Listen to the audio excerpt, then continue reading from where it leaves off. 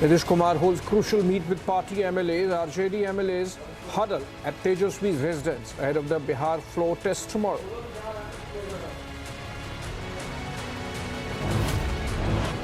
Three days after Congress era document fact checks Rahul Gandhi, the Congress leader repeats the OBC remark against Prime Minister. Delhi police tightens vigil along Delhi-UP border, restricts movement in 6 sensitive areas as farmers call Delhi Chalo March on February 13th. That's day after tomorrow. Expelled Congress leader Acharya Pramod Krishnam rains fire on Congress questions if praising Lord Ram is against party activities.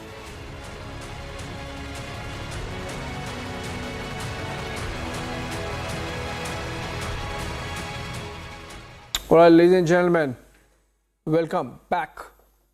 Remember what's happening in Pakistan. They had an election on February 8th, and the results have been trickling in, giving clear lead to Imran Khan's Pakistan Tehreek-e-Insaf backed independence. His party, of course, was denied the election symbol, the cricket bat, and in fact couldn't contest on the party ticket as well. That's why those independents. And against the backdrop of Pakistan Muslim League Nawaz Supremo Nawaz Sharif's return from exile and a worsening economic situation, political violence, imprisonment of ex-PM Imran Khan and his party losing the election symbol, the final results seem to be sort of a slap on the face of the Pakistan army. The reason why we say so is because if you look at the numbers coming in, 93 of those 264 seats, Imran Khan's party is either leading or has won. In fact, 101 seats now.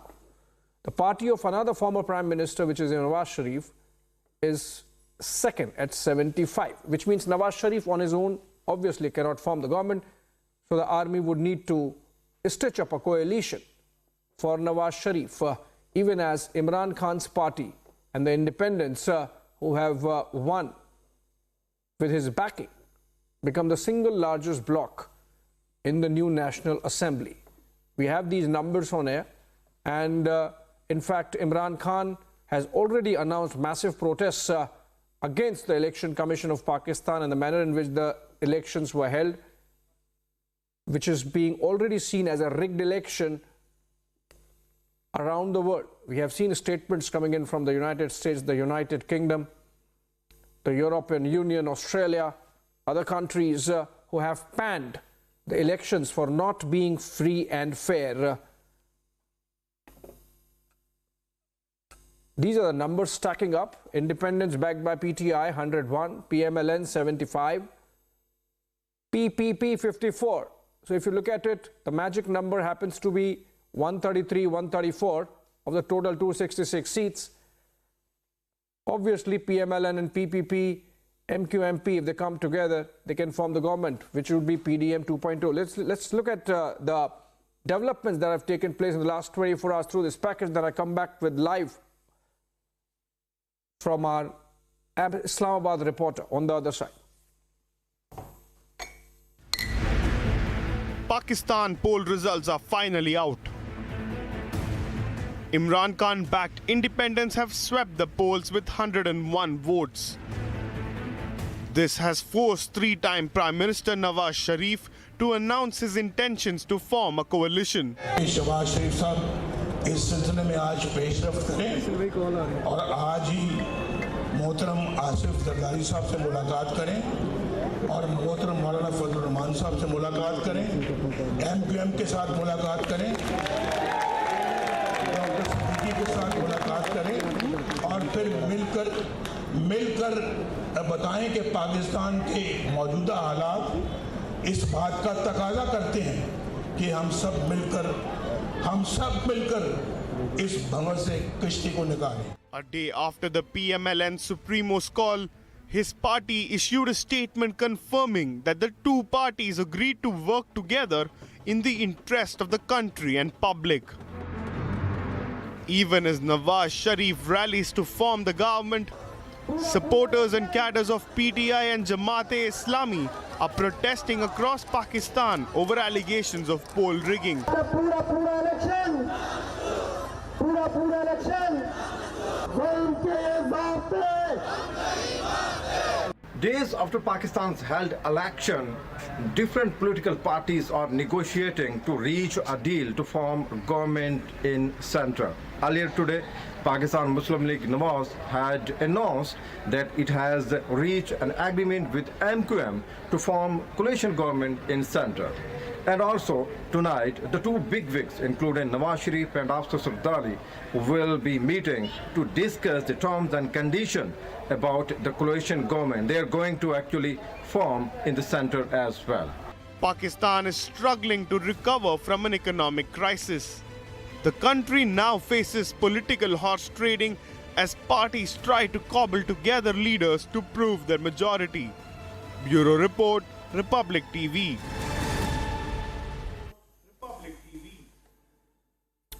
All right, you got the complete picture. Joining us, Kaswar, live from Islamabad. Kaswar, if you can tell us what's the latest also between the call by Imran Khan to hold protests and Nawaz Sharif's call to get a coalition going with the blessings of the army. How close are we, or how far are we from the next government, possibly a PDM-2 government in Islamabad? Well, from Islamabad, I tell you that Nawaz Sharif and Dr. have actually struck in a deal. They have got the magic number to form coalition in the center as well. And this is a confirmed report that they are going to form the government in center. This is one thing. And secondly, MQM, JUE and other parties have actually asked Nawaz Sharif that they are with them, and definitely they are going to form a coalition in the center as well. And on the other hand, as you rightly pointed out, that former Prime Minister Imran Khan has called for the protest across the country. And today the protests continue in Lahore and other parts of the country, including Karachi as well. This is going to be a massive call, massive protest on the card. And on one hand, we are seeing that coalition is actually being formed in the chairmanship of Nawaz Sharif. And let me tell you, you have beautifully used a number, a phrase as well. That is, it is going to be PDM Part 2. And this is the reality, and Nawaz Sharif is going to become the Prime Minister. Right. After a few hours from this moment, two bigwigs will be meeting. I am talking about Nawaz Sharif and former President of Pakistan, Asif Zardari. They will actually discuss the terms and conditions. This has been decided that they are going to form a coalition government, but today's meeting will actually ponder upon on what terms and conditions. Pakistan's establishment is fully backing Nawaz Sharif, and they want to see Nawaz Sharif as the Prime Minister of Pakistan as well. Both parties, they have the big parties, the PML Noon and People's Party, have actually decided they're going to form the government in the center, coalition government. But when we talk about the terms and conditions, we will have to wait for what the future holds for Pakistan. But this is decided that two big parties are going to form coalition in center. All right. Talks opening between Nawaz Sharif and Asif Ali Zardari, the former Prime Minister and the former President of Pakistan, for stitching a coalition, of course, as I said, blessed by the Rawalpindi generals, that's going to be PDM 2.0. On that note, thank you so much, Kaswar, and we move on to our another big story of the day, which we have been tracking for you, which is the expulsion of senior Congress leader Acharya Pramod Krishnam by the party. Now, the Congress has not just expelled Pramod Krishnam, an ex-Priyanka Gandhi team member, for 6 years. In fact, the move comes after the leader, who is also a critic of Mallikarjun Kharge, met Prime Minister and BJP leader Narendra Modi for the Ayodhya Ram Temple consecration ceremony. Acharya Pramod Krishnam had criticized Congress for not attending the Pran Pratishtha occasion. Public spoke exclusively to Acharya Pramod earlier in the day. Listen in.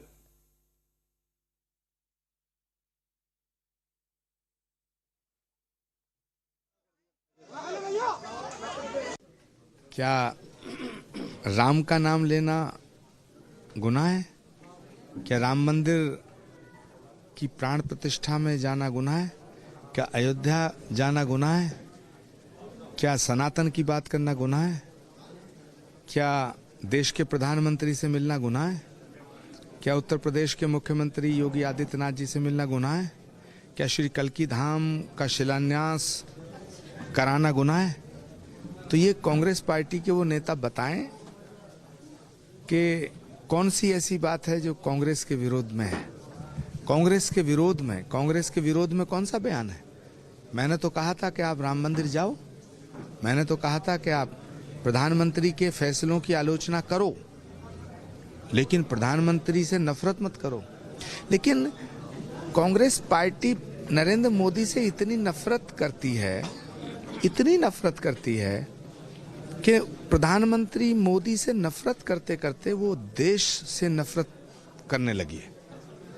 अगर कोई व्यक्ति प्रधानमंत्री से मिलता है तो ये उससे भी नफरत करने लगी है। तो क्या आप मानते हैं कि प्रधानमंत्री नरेंद्र मोदी से आपकी मुलाकात, योगी आदित्यनाथ से आपकी मुलाकात एक बड़ा कारण हो सकता है इस निष्कासन के पीछे? और तो मैंने कोई गुनाह नहीं किया।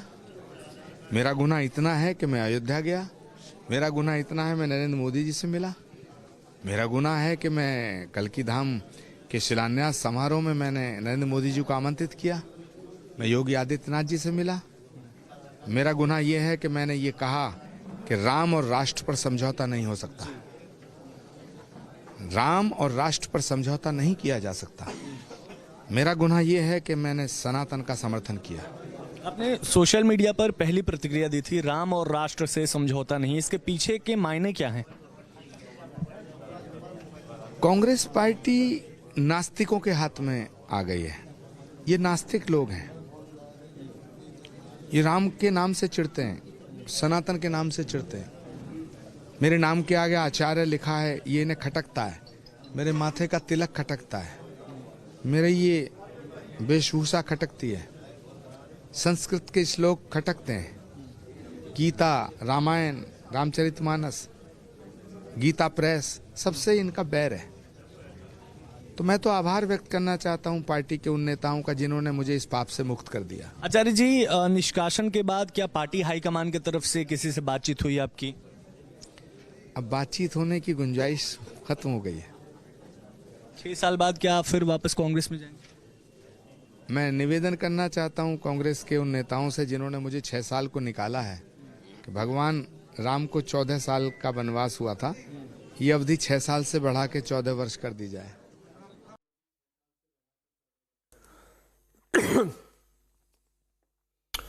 All right, while the Congress did not specifically mention the events for which he was being expelled, Acharya Pramod was in Lucknow earlier this week to invite Chief Minister Yogi Adityanath to the foundation stone laying program of Kalki Dham in Sambal district of Uttar Pradesh on February 19th.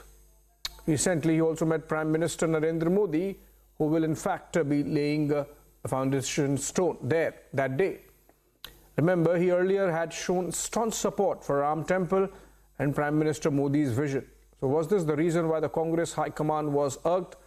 Listening to those old comments made by Acharya Pramod Krishnam, which might have made the Congress party take the action that it took.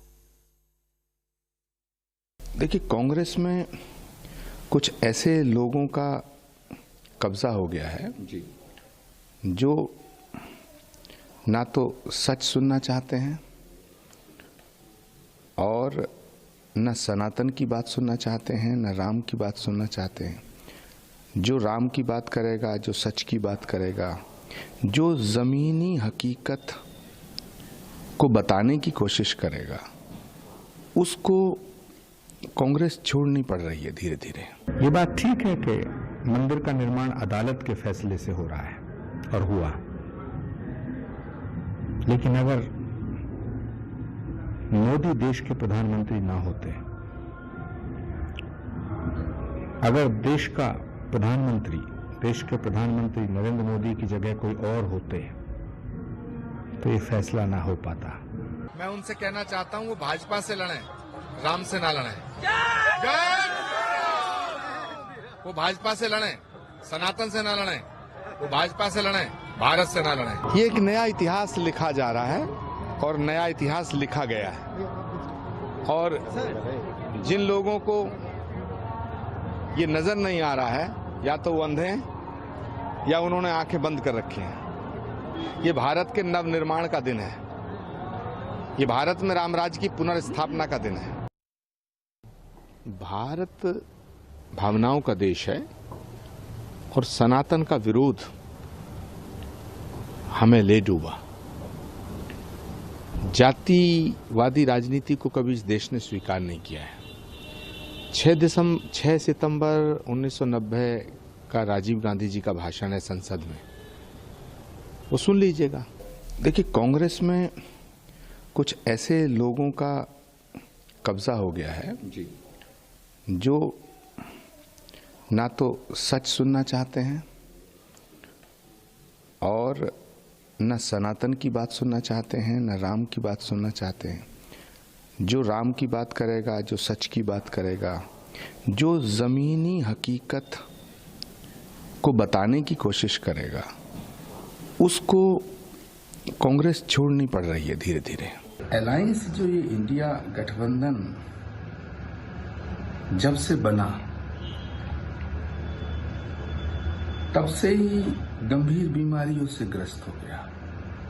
तरह तरह के नाना प्रकार के virus इसमें आ गए, फिर ICU में चला गया और अंत में वेंटिलेटर पे गया, और फिर कल नीतीश जी ने इसका अंतिम संस्कार कर दिया।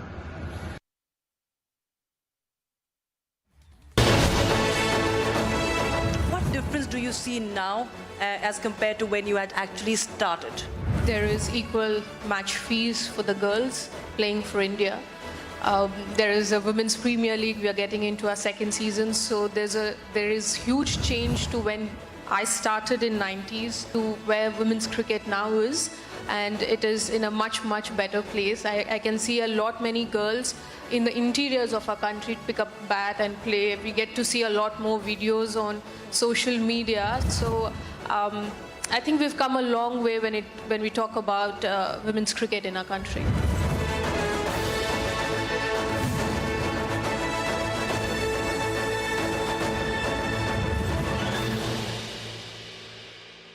Amity has been ranked amongst the top 3% universities globally, a testimony to Amity's globally benchmarked quality.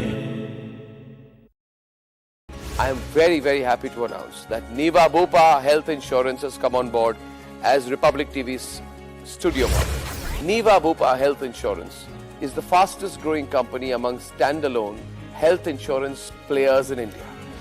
It has also provided health insurance coverage to 1.1 crore people in India and settled over 15 lakh claims, processing one claim every 60 seconds.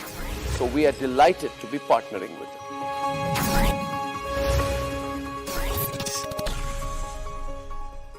One is told to make a choice between being a lawyer, being a successful lawyer, and also choosing and being a homemaker. How do you look at that? And I also want to add to what Dr. Anand said. You were in the forefront of the Permanent Commission for Women being given in the army. It's a case we've seen you very closely fight. Even in the army, therefore, there is this sort of tug of war where inclusion is not as spontaneous as it could be. It has been a long journey and a really tough one, but I must tell you the change is inevitable, and change is very it's very palpable also. So struggle that women, incredible women before us had. Ma'am was the second additional Solicitor General ever as a woman to be on this post, and I'm following her as a fourth one. So the journey of women ahead of us has been tougher. The journey of young women behind us who are walking the same path is a little bit easier. And I want to tell you with my own example, in the first 5 years of my profession, clients would come to my office and say, "Ye ladki kya kar legi? Is ladki se nahi hoga." And 4 years back when I became an additional Solicitor General, I had to give up my private clients, and they told me, "Why don't you suggest a woman lawyer? Because we find that women lawyers are more sincere and more dedicated to their work." I think that change was incredible.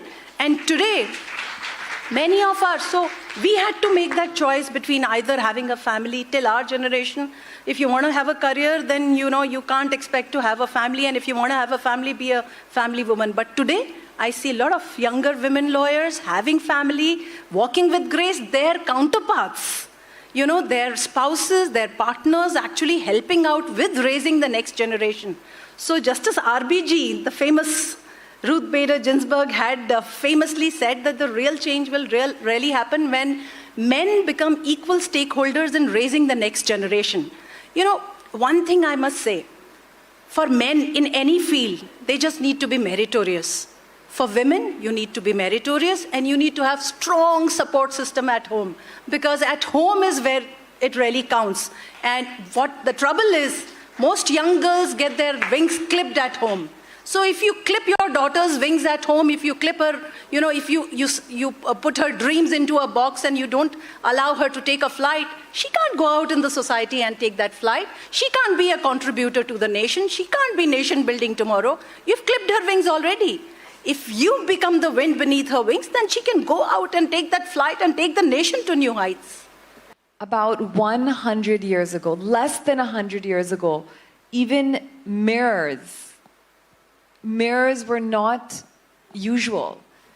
Many people did not have mirrors in their home. Most people had never seen their own face. This is less than 100 years ago. Can you imagine that mirrors were it was a very rare thing. Only very, very wealthy people may have a mirror or what you call a looking glass in their homes. So, आप ये सोचिए कि 100 years ago, most people never even looked at their own face. And now look what's happening today. Meaning, how many times do we look at our own face? Every single day. How many times? So it's a huge shift. It's a huge mental shift in the way that we're thinking about ourselves. And this way of thinking is affecting so many parts of our life. And I actually am very concerned about the young people growing up today, because when we grew up, we didn't have cell phones. We didn't have access to the internet. I mean, I got my first phone when I went to college, and itna bada sa, I remember it was itna bada sa Nokia phone. So we never grew up with phones, but today's children who are continuously on screens and are always looking at themselves from the time they're less than 1 year old doing FaceTime.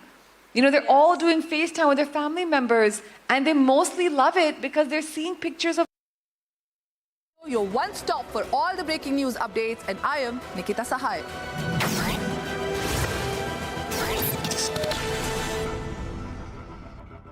सारी बात की बात यही है कि मुझे बस ये लगता है कि मैं एक बहुत मामूली सी औरत हूँ. And the beauty to enjoy being a woman, I think that surpasses all pleasures and all joys, of pride of being a woman. And rest, I think everything has followed. Being who I am, being the person I am. आपने पूरी यात्रा पूछी.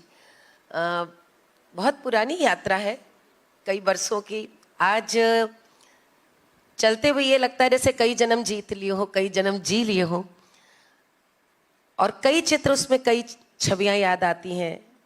सबसे पहले माता पिता का एक ऐसी परवरिश याद आती है जहाँ कभी भी कोई फर्क नहीं था लड़का लड़की में. और मैं हमेशा एक बात किस्सा याद करती हूँ और बताती हूँ कि जब मेरा जन्म हुआ कन्नौज में, तो पिताजी जब वहाँ पर पहुँचे, वो कानपुर में पोस्टेड थे, और मैं पैदा हो गई तो उन्हें पता चला, तब वो वहाँ से वहाँ पहुँचे.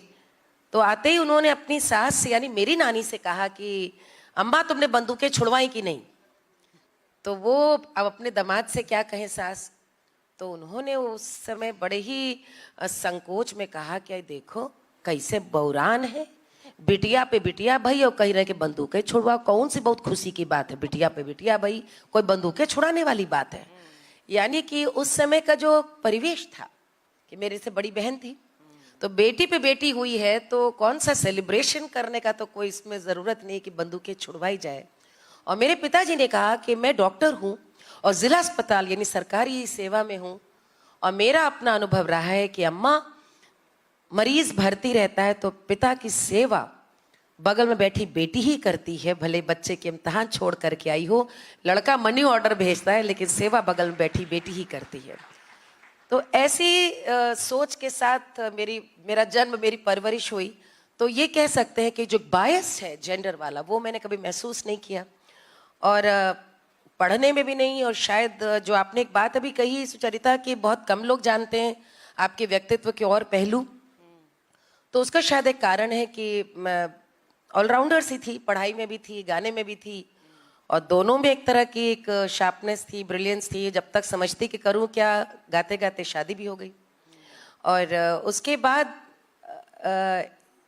चूंकि ये सफ़र मैंने तय सोच लिया था मन में कि मेरी एक्सप्रेशन जो भी होगा, मेरा मकसद, मेरे पूरे अध्ययन, मेरी पूरी शिक्षा, मेरी पूरी समझ का जो अंजाम होना चाहिए वो कहीं ना कहीं समाज को कुछ सकारात्मक बड़ा देने का होना चाहिए, समय को, विचार को बदलने वाला होना चाहिए, किसी के लिए कुछ अच्छा कर सकने वाला होना चाहिए। ये मेरे हमेशा दिमाग में था। डॉक्टर पिता की बेटी थी, और फिर जैसा बताते हैं कि एंटरटेनमेंट तो है गाना, लेकिन I chose to saw beyond it.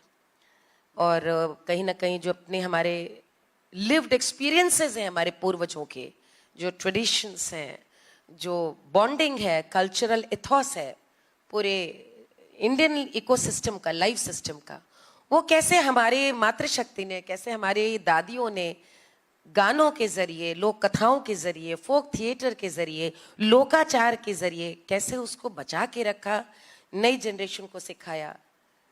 I don't that role के I have to carry forward this, I have to talk about it. How many of you had those goosebump moments when we had our Chandrayaan landing on the moon?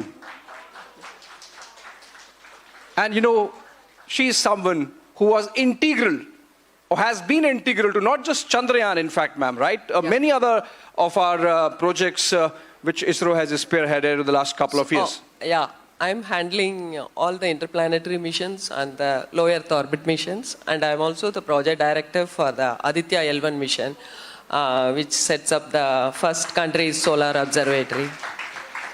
So let's begin with that only, because I remember when the Aditya L1 was launched, you said it's a dream come true. Yeah. So why did you say that it's a dream come true? In space missions, especially science missions, are very challenging because the instruments what we need to build, it's quite challenging. And it took for me 8 years back when I was handed over the project director post. It was really challenging. I was always looking for the day that a spacecraft will be completed and it will be launched. That's why I said it's a dream come true. So the journey of conceptualizing Aditya and then seeing it go there. Because it's a collaborative effort, not only with ISRO, other science institutes also, we had instruments from them. So working with them and making them build the instrument and deliver to us, that's a lot of people manage.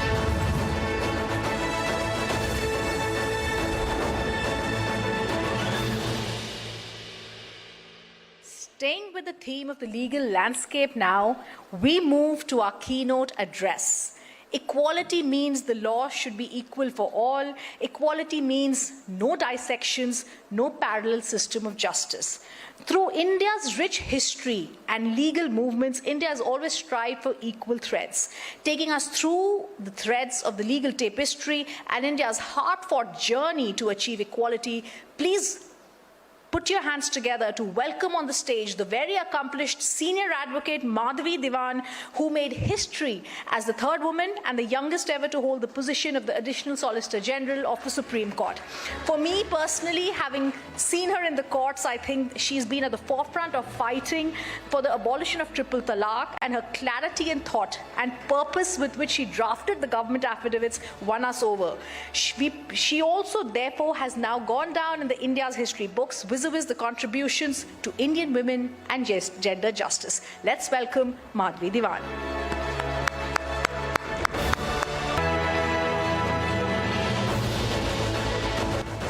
Good evening, and it's a real privilege actually for me to be in this room full of so many very impressive female achievers. And usually I'm certainly not nervous in court, but but I think the levels of your achievement are just very, very impressive. So real privilege for me. I think I'm going to abandon any written text. You know, being in a room full of women achievers, I can certainly start by saying that, you know, I wear multiple hats myself. And apart from having been a lawyer, a litigator in the courts for the last close to 3 decades, I also happen to have, you know, experienced it as a woman. That apart, I happen to be from a family of 2 daughters. And I remember while growing up, oftentimes, my parents would be asked by others almost pitifully, "You have only 2 daughters?" And, you know, it would be on the tip of my tongue to say, "So how many do you think they should have had?" But today I am also the proud mother of 2 adult daughters, so this is a subject very close to my heart. Although I have to say that on a daily basis, I don't practice very much gender law. You know, the digital age is, of course, a huge game changer for women in so many ways, particularly from, you know, in our part of the world, where very often women out there, women in remoter areas, women in small towns, oftentimes we are so bogged down with either domestic responsibilities or childcare responsibilities, or simply because of social constraints, women are not encouraged to step out of the house. And for women in that position, I think the digital age is a huge liberator, because it is an avenue for phenomenal social engagement. It's a window to the world, to an education, to skill creation. It's a means for political participation, and of course for economic independence, financial independence, economic empowerment. So there are these phenomenal advantages that the digital age, and as I shall mention even in my own profession, it can be a real game changer. Well, and I feel that we haven't even been able to scratch the surface yet. Now, as a lawyer, I will make a mention of the Constitution, of course. We all know that we worked our Constitution now almost 3/4 of a century. We are in the 75th year of the Constitution of India. We all know, of course, about our fundamental rights. We know of the right to equality under Article 14, the right to non-discrimination under Article 15. There is Article 16, which is the equality of opportunity. But here I'm going to try and emphasize as we go along what the right to equality of opportunity means for a woman, because it's not about sameness. It's the right to equal opportunity. It's not sameness. And sometimes we make that mistake, and women themselves fall into that trap. So there are these fundamental rights. And then, of course, there is, under the fundamental rights itself, is the right under Article 19(1)(g), which is the right to follow the profession or occupation of your choice. But as women, we know that that is much easier said than done. But what I find really fascinating about our Constitution is one part, which is in Part 4, which are what is called the directive principles of state policy. Unlike fundamental rights, directive principles are not enforceable in a court of law. But it's really interesting that our Constitution framers put this out there, because what directive principles are meant to do, they are the aspirational, foundational principles which guide our Constitution. They underlie our Constitution. It's like a moral lodestar out there which tells us the direction that we are meant to move in. And what I really find fascinating is that 3/4 of a century ago, our founding, should I call them founding parents, because they were not just founding fathers, there were a few founding mothers as well at the time. And even at a time where there were not too many women in the workforce, what these constitution framers envisioned for us is a very substantial contribution for women in the workforce. This is very forward-looking. It is nothing short of visionary. So when we look at our directive principles, what do they talk about? They talk of an adequate source of livelihood for both men and women. They talk of equal pay for men and women. It talks of the health and strength of workers, both men and women. It talks of maternity benefits. It talks of just and humane conditions at work. All this at a time where women were hardly seen in the workforce. And this is what is impressive, because it's a very forward-looking constitution. Now, you know, we of course, we see women, you know, in now they're flying fighter jets, much more in the armed forces, in the boxing ring, in the badminton court, in banking, head of state is a woman, all of that, but we still have a long, long way to go. And it is to be seen how we are going to harness technology to make that happen.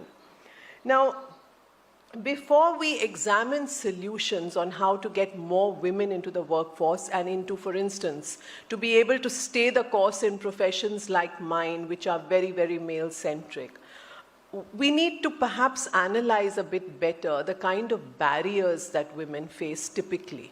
Apart from, you know, the patriarchal mindsets, which are quite ubiquitous, what are those barriers? And I think, you know, we're often very queasy about talking about this, but it is important to have this conversation. So, you know, at a time of technology, physical prowess or brawn is not necessarily an advantage, and that's a good thing for us. But so what is it that can keep us back? How is a woman's trajectory going to be different from a man's? What sets her apart? And therefore, how do we address those problems? So a woman's biology, first and foremost, we must recognize is different. It is different. We must acknowledge it, accept it, and then work towards a better future for ourselves. So, you know, what are the things about, you know, a woman's biology, her trajectory that set her apart? It may be, you know, menstruation. It may be, you know, the biological clock. It may be, you know, childbearing itself, menopause eventually. But all of these things are not just physical incidents in her life. They're also accompanied by huge emotional upheavals. And so you can't compare her trajectory at all to a man's. Now, the thing about these male-centric professions are that the entire architecture of the work culture has been designed and fashioned by men because there was no one else to cater to. So it was fashioned, designed, the rules of the game were set by men, for men, by men, of men, because there was just no one else to cater to. And particularly in my profession, when you look at the kind of working hours, long working hours, reading well into the night, all this could happen because I suppose men could take it for granted that they had a spouse at home who was taking care of the family. So therefore, it made it possible. So when women enter this arena, what tends to happen is we are fighting our own biology. And that makes it so much harder. So instead of trying to change the rules of the game to fit into our biology, we are fighting ourselves to fit into somebody else's, you know, the ready rules of the game. So this is very, very problematic. Now, you know, how is it that, you know, we've seen, for instance, during the pandemic, we've learned some lessons from there. And for instance, in my profession, we saw how virtual courts were set up, and they're very effective. They function even today, but there was a time when we were only functioning on virtual courts. And what I saw was that there were a lot of very young women who were able to continue to argue in court, in the virtual courts, even though they had little babies at home. They were breastfeeding at the time, but they could continue to appear regularly in court. If that had not happened for them, they would have just dropped out, at least for several months at a stretch. So that technology made it possible for them to stay the course. What I also heard from them was that they were able to manage their day much more efficiently because they were able to do their work, their paperwork between those court cases. If they had been in the courts physically, what would have happened is they would have been hanging around, waiting for their cases, not so efficient with their time and their paperwork. So what I heard from some of them is that, look, we were able to have our evenings free because we had used our time much more efficiently in the day. Now, this is not really possible on a regular physical court working day. So, you know how technology can really help women to plan their work days is something to really learn from. Now, it's famously said that a woman's biological clock is always on a collision course with her career trajectory. And this is quite true. Now, it's interesting that some big multinational corporations have supported women to postponing maternity by helping them freeze their eggs. Now, I find this quite interesting. It's one thing for a woman to choose to postpone maternity because that's what she wants for herself. But if it is linked with career progression, I think that's very problematic because you are compelling a woman to battle her own biology. And I think that is, at a certain level, it can be exploitative. So instead of these large corporations being able to tweak the rules of the game, to change something which is custom made for women to now custom make it for women, you are forcing them to mess with perhaps biological clocks to be able to get that career progression. That is very problematic. And I think that with technology, with the assistance of technology, we should be, compelling a change that change the rules of the game for us. Now, for instance, when a woman, say, takes 5 or 6 years off work because she is nurturing a child, in our kind of profession, you end up being punished for it. It's very difficult to pick up the threads again and get back over there at the same pace. Now, if there is a retirement age, say, for example, there's a typical age when you become a judge. It's the same for men and women. Should it be? I ask myself, if a woman has taken time off to nurture a child, and mind you, when she does that, she's serving herself and her family, but she's also, it's a social role she is playing because it's the next generation you're talking about.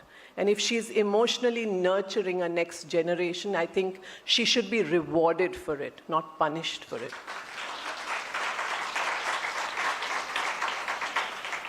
So I think it is time that we talk about changing the rules of the game to suit women. Having said this about technology, of course we know there is a huge digital divide between men and women. The access to even a smartphone, it's much more easily. I think that the statistics show that it's probably double the number of men who have access to phones rather than women. So that's a divide we want to bridge. The other thing is a very interesting study of how, of course, we know that in some very conservative communities, a phone and a smartphone, particularly for a young girl, is regarded as a corrupting influence. But there is a study by a professor from Yale who studied this in India, and she found that the access to a mobile phone can be very good for the emotional health of a young woman who is married into into a different place. She's displaced from her family. She's going into a family of complete strangers, virtual strangers to her. Typically, this happens essentially in our part of the world, where a girl has to uproot herself, go to another home and call it home. So it is the mobile phone and the smartphone which helps her in that adjustment. Now, men don't have to really face that kind of uprootment. Women do. So what leeway do we give? What is it that we do to women for them to be able to overcome these challenges? So far, of course, I've spoken about the great advantages of technology, but I think we also need to recognize that technology, the kind of incivility, for instance, that we see on the social media is something which is it can be particularly harmful for women, because never before is, I think, the kind of gendered onslaught that you have on social media. So, of course, men also face trolling, but it's a very different kind of trolling. When it comes to, say, women, the kind of, the threats of violence, the threats of rape, the stalking, the abuse that takes place, the revenge porn, all of this are very serious issues, and the law, while our rules are in place, it's very difficult to implement the law. That is what we have observed, and that is something we must recognize. And when these onslaughts take place against women, it's a very gendered, sexualized attack on a woman. It's on her personhood. That's not the way it works for a man. So basically what happens is she's shamed into silence. So effectively what happens is, and this is something true the world over, so whether it's a woman politician, it's a woman journalist, very often she is sought to be silenced by using that kind of gendered, sexualized attack. So, it ends up having a chilling effect.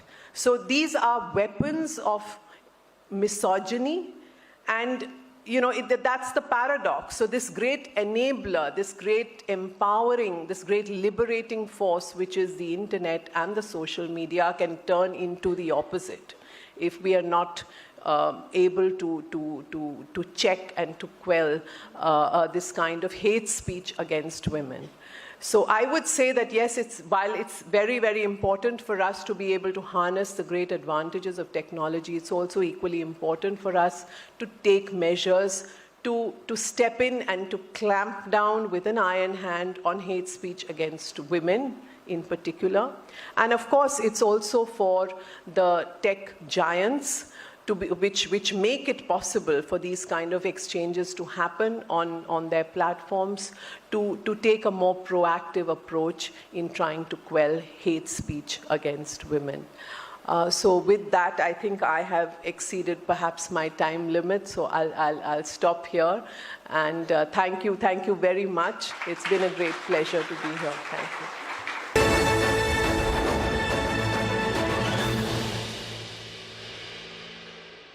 Amity has been ranked amongst the top 3% universities globally, a testimony to Amity's globally benchmarked quality.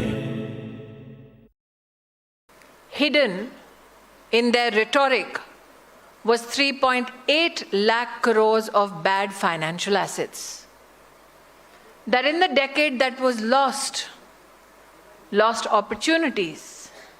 14 social and rural sector ministries had a budget of 95,000 crores that was left unspent.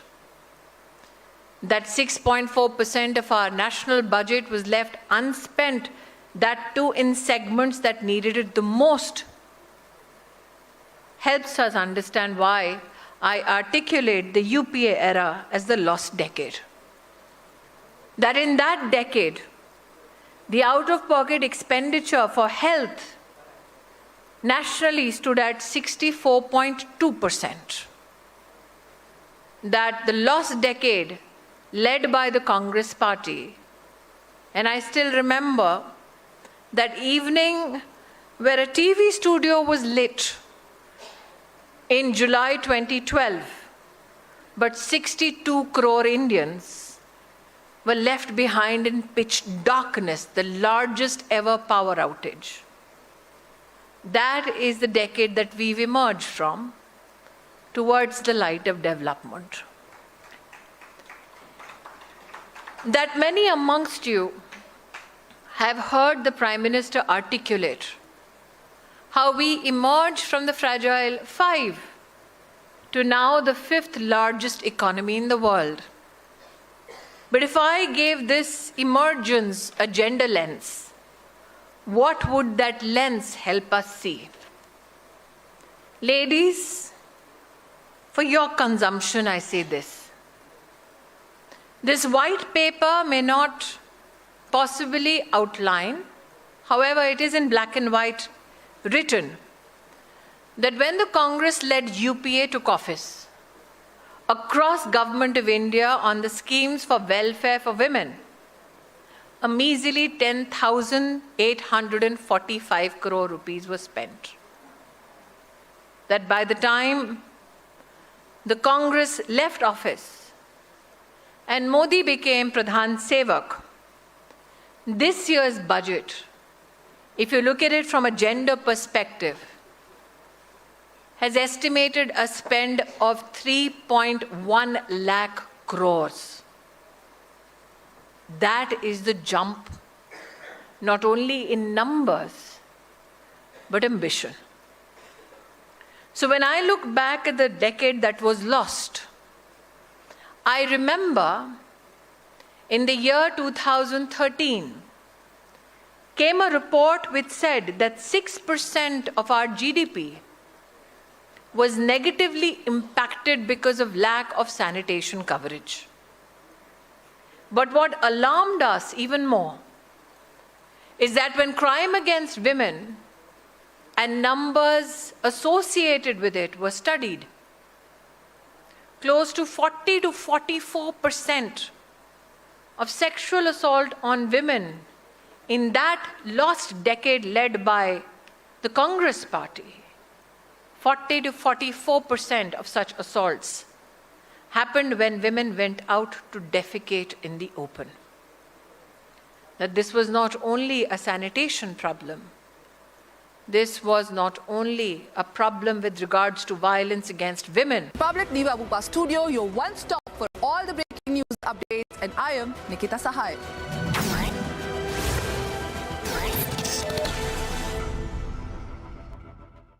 हमारे माता पिता ने सीधे जा करके आकाशवाणी में बात की, दूरदर्शन में, कि भाई आप लोगों ने उसके प्रोग्राम्स वगैरह बोले, नहीं उसकी तो शादी हो गई, वो भी आईएएस ऑफिसर से। मुझे लगा कि हमें लगा वो क्या करेंगी गा करके, अब उन्हें प्रोग्राम्स की क्या ज़रूरत। ये जो 2 लाइनें हैं, उन्हें क्या ज़रूरत, वो क्या करेंगी गा करके। जैसे कि हम किसी के लिए गा रहे थे, जैसे कि हम किसी और के लिए जी रहे थे। ये जो एक्सपेक्टेशंस हैं, and my father said no, whenever you plan a concert invite her. तो मैं गई और 5-6 साल बाद मैंने उनको मिल करके आई, स्टेशन डायरेक्टर को, एंड आई सेड कि दूरदर्शन की कॉन्सर्ट थी, कि I will be very happy to be a part of it.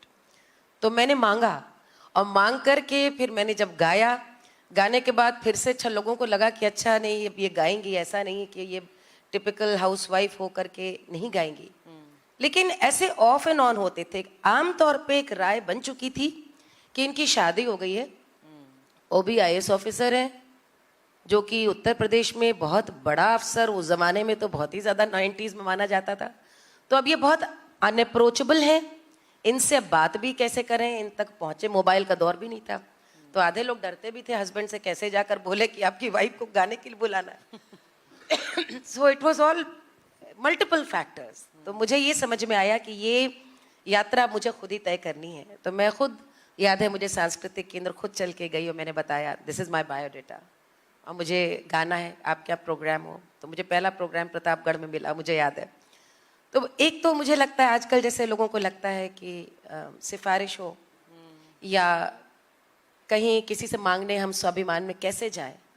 मुझे लगता है कि कोई आपके लिए रास्ता बनाता नहीं, रास्ता तो आपको खुद ही झाड़ झंकाड़ काट कूट करके सारी औरतों को खुद बनाना पड़ता है। कभी भी कोई, मैं नहीं मानती कि ये डिनाइल में जी रही हैं जो भी औरतें यदि कहती हैं, क्योंकि और एक बात उसका एक पहलू और भी है सुचरिता, ये एक बड़ी अजीब साइकोलॉजी है कि जब औरत अच्छा भी करने लगे या वो काम कर रही है या अपने आकाश छू रही है, तो उसमें उस स्त्री की उतनी योग्यता नहीं, बल्कि यही माना जाता है कि उसका परिवार बहुत अच्छा होगा, तभी वो निकल पाई, उसकी सास बहुत अच्छी होगी, उसका हस्बैंड बहुत अच्छा होगा. So there is nothing good about us. It has to be the other way around कि people around her are so good. वो एक हम उस सफलता के पीछे एक कारण ढूंढते हैं, ये कैसे सफल हुई? नहीं, कोई बात तो है, हमारे संग लाइफ अच्छी नहीं थी, इनके संग इनकी देखो सास अच्छी है, इनके पेरेंट्स भी अच्छे थे, इन्हें देखो गुरु अच्छा मिला, इनको देखिए इनके हस्बैंड भी अच्छे मिले. आई हैव रियलाइज्ड सफलता जब मिलने लगती है यस, तो बहुत सारे लोग उस सफलता को पचाते नहीं. और यदि महिला सफल हो रही है तो सबसे पहले उसके पीछे की गलियों में झांकेंगे, किन कारणों से सफल हो रही है, उसमें किस प्रकार से कोई ना कोई कारण ढूंढे. It makes people so uncomfortable to accept a woman is successful. To ask on behalf of my niece, so she was inspired, as many of us in these last couple of years, with India's scientific achievements and particularly in space, to become a rocket scientist. So after class 10 last year, she took up science. Now every week she calls up crying, it's so tough. Maths is very difficult. And she actually says, it's really difficult. So I mean, there is an inspiration, but also there is intimidation. So how do you tackle that? I'm talking about the kids. Yeah, I feel it's more of a stigma which is attached to it. Because you can hear common people saying it's not rocket science. Like, there is a stigma attached to it. Yes. That's what I feel. Actually, if you understand the logics, it's actually very easy to do it. So that is you should have the self-belief and leave aside the stigma attached to it, and you plunge into it, you'll be able to do it. That's what I feel. All right, so that takes me to the next question. But just let me do a snap poll. Do you agree that it's simple, it's logic, and maths is easy? Please raise your hands if you say maths is easy. That's still a good number. I tell you what, I did my engineering, and back in early 2000s, late 90s actually, in my engineering class there would be 2 or 3 girls. So if we had to meet girls, we had to go to the arts faculty, So because there were no girls in engineering. How's the change like? Do you see more women getting into STEM, as in science, technology, engineering, maths, etc.? And have things changed for women in the field of science from your experience? Yeah, over the years, compared to my years in 60s, now a lot of women are into STEM. And when I did my engineering, there were 100 boys and 20 girls. That is the ratio what we had in our college. But today it is more than 50% girls are doing engineering, and a lot of people are into the pure science also. So in the research, so in our organization too, now almost around 28 to 30% women.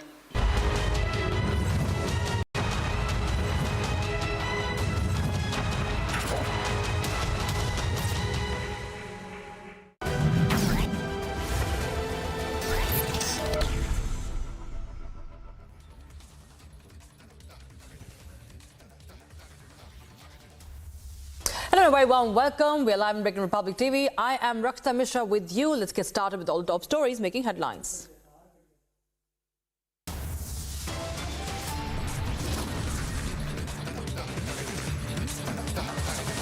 Prime Minister makes a scathing attack at Congress, alleges loot and scoot is Congress's oxygen, says Congress will be wiped out in 2024 polls.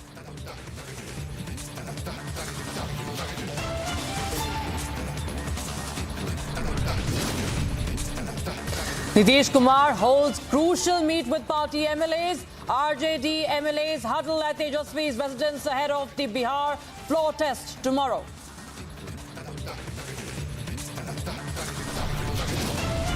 Three days after Congress era document fact checks Rahul Gandhi, the Congress leader repeats OBC remark.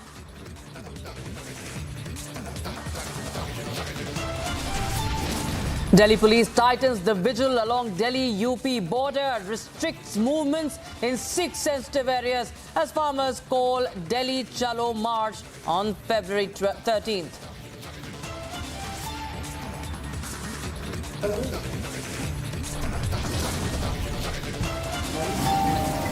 Ram का नाम लेना party विरोधी है? क्या अयोध्या जाना party विरोधी है? क्या भगवान राम की जन्मभूमि के मंदिर की प्राण प्रतिष्ठा समारोह का निमंत्रण स्वीकार करना पार्टी विरोधी है? Expelled Congress leader Acharya Pramod Krishnam rains fire on Congress questions if praising Lord Ram is against party activities.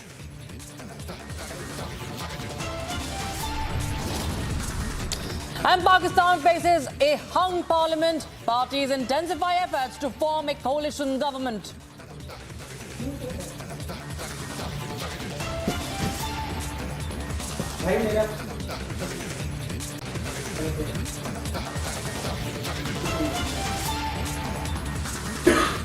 Prime Minister Narendra Modi visited Madhya Pradesh and laid the foundation stone for multiple development projects worth over 7,000 crore rupees in Jhabua district. This comes ahead of the Lok Sabha elections, which are slated to be held in a few months from now. Take a look at this report for more.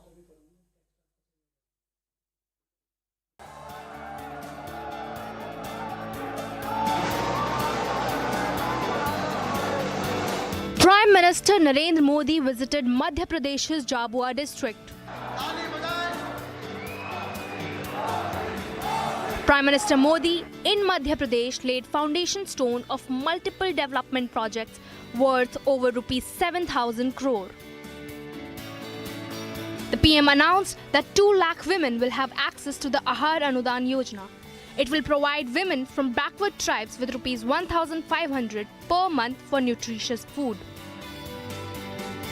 Speaking during the event, PM said that the Bharatiya Janata Party will alone touch the mark of getting 370 seats. साथियों, कुछ दिन पहले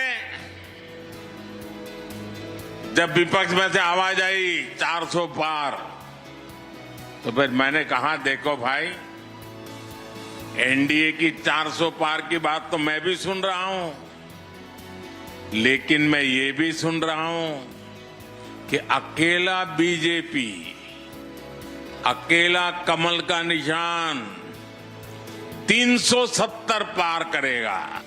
Prime Minister Modi then took a swipe at the Congress over how they overlooked the tribal community in the state. He also said that in 2024, Congress will be completely wiped off. भाइयों और बहनों, हमारे लिए जनजातीय समाज vote bank नहीं है. हमारे लिए तो जनजातीय समाज हमारे देश का गौरव है. He said that during Congress's rule, Madhya Pradesh was a backward state.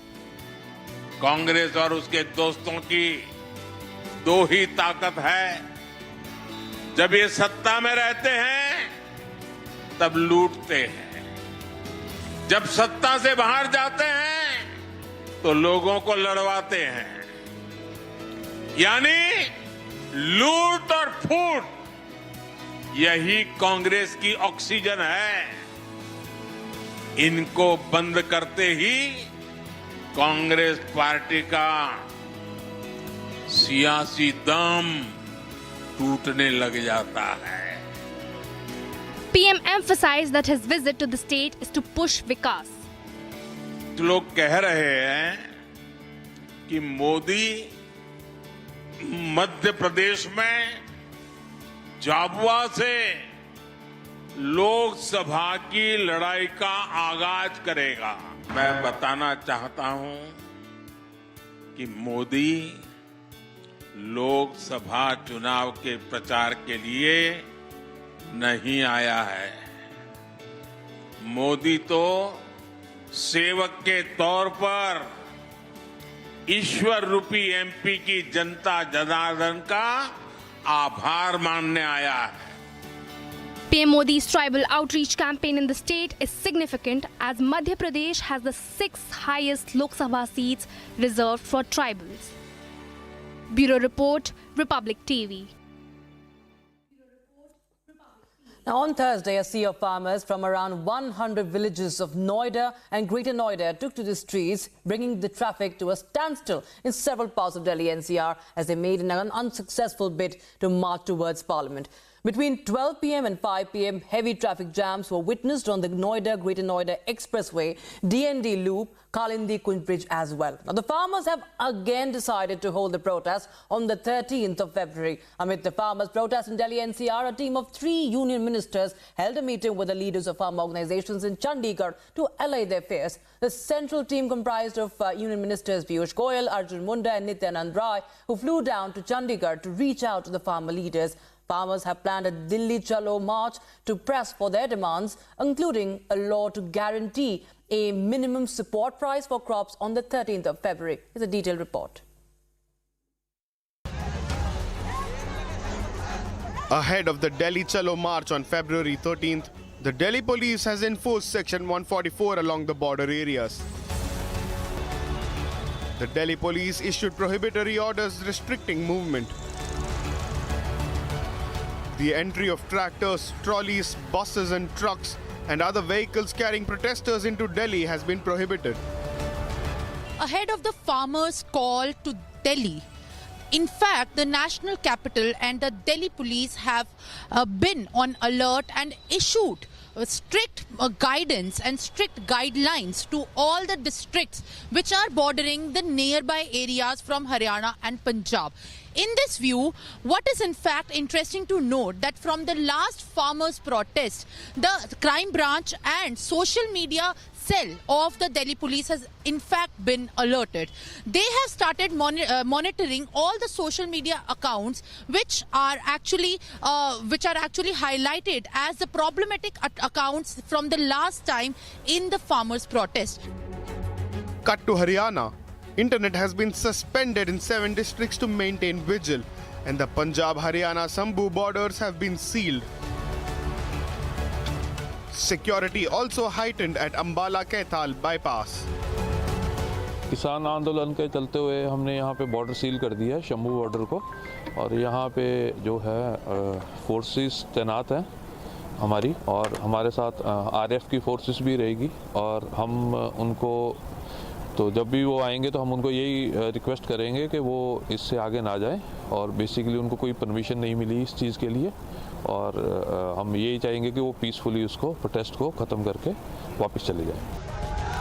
The agitating farmers have been demanding a law to guarantee MSP, pensions and insurance schemes. Police is on high alert, whether it's policing or whether it's marking the territory around the bordering areas of the Punjab and Haryana. Delhi police is making sure to maintain law and order in the nearby areas to avert any kind of problematic situation. Meanwhile, a meeting between the farmers' unions and 3 union ministers is slated to take place at Chandigarh tomorrow. Bureau Report, Republic TV.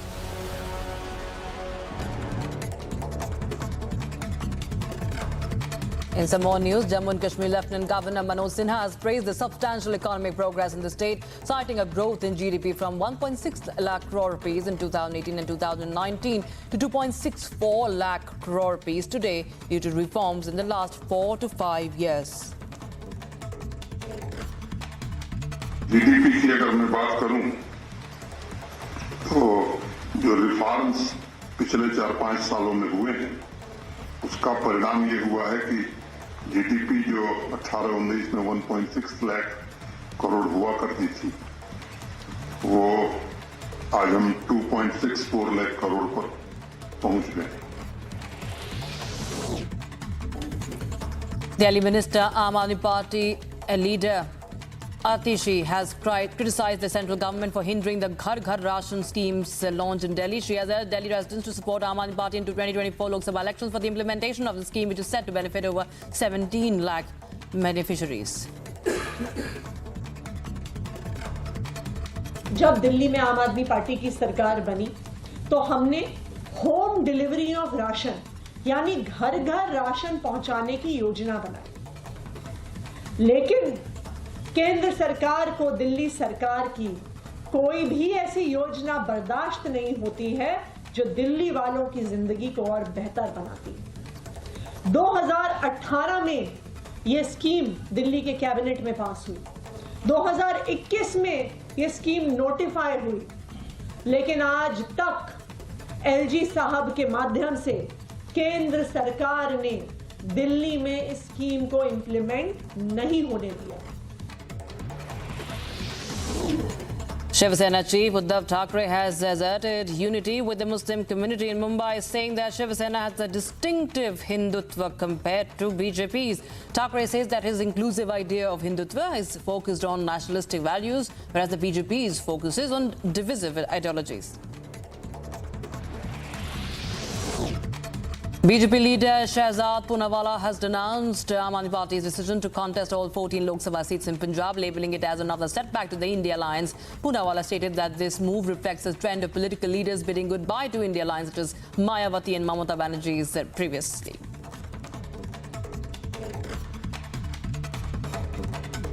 One more zakham for the India alliance structure. On the one hand, we have seen Ram Mandir Nirman taking place. People are saying Jai Shri Ram. On the other hand, India alliance structure is getting demolished day by day, and people are now saying Ram Naam Satya hai. Because we have seen, ever since Rahul ji has started his so-called Nyaya Yatra, it has become more like a bye-bye yatra for India alliance also. First, Mayawati ji said bye-bye, then Mamata Banerjee in Bengal said bye-bye. She said Congress will not even get 40 seats.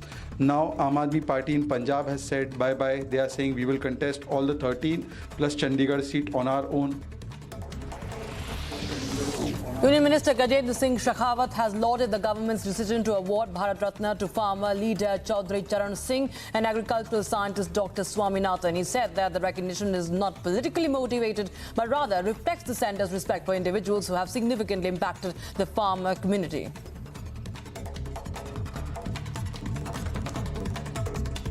Bharat की नई कृषि नीति के निर्माता रचयिता doctor Swaminathan, इन दोनों को भारत रत्न पुरस्कार देकर के, जहां एक तरफ माननीय प्रधानमंत्री जी ने भारतीय जनता पार्टी का किसानों के प्रति जो स्नेह है, किसान का अन्नदाता का जो सम्मान है, उसको प्रकट किया है, वहीं दूसरी तरफ देश के दो पूर्व प्रधानमंत्रियों को भी भारत रत्न से सम्मानित करके माननीय प्रधानमंत्री जी ने और भारतीय जनता पार्टी की वैचारिक और हृदय की विशालता, इनका परिचय दिया।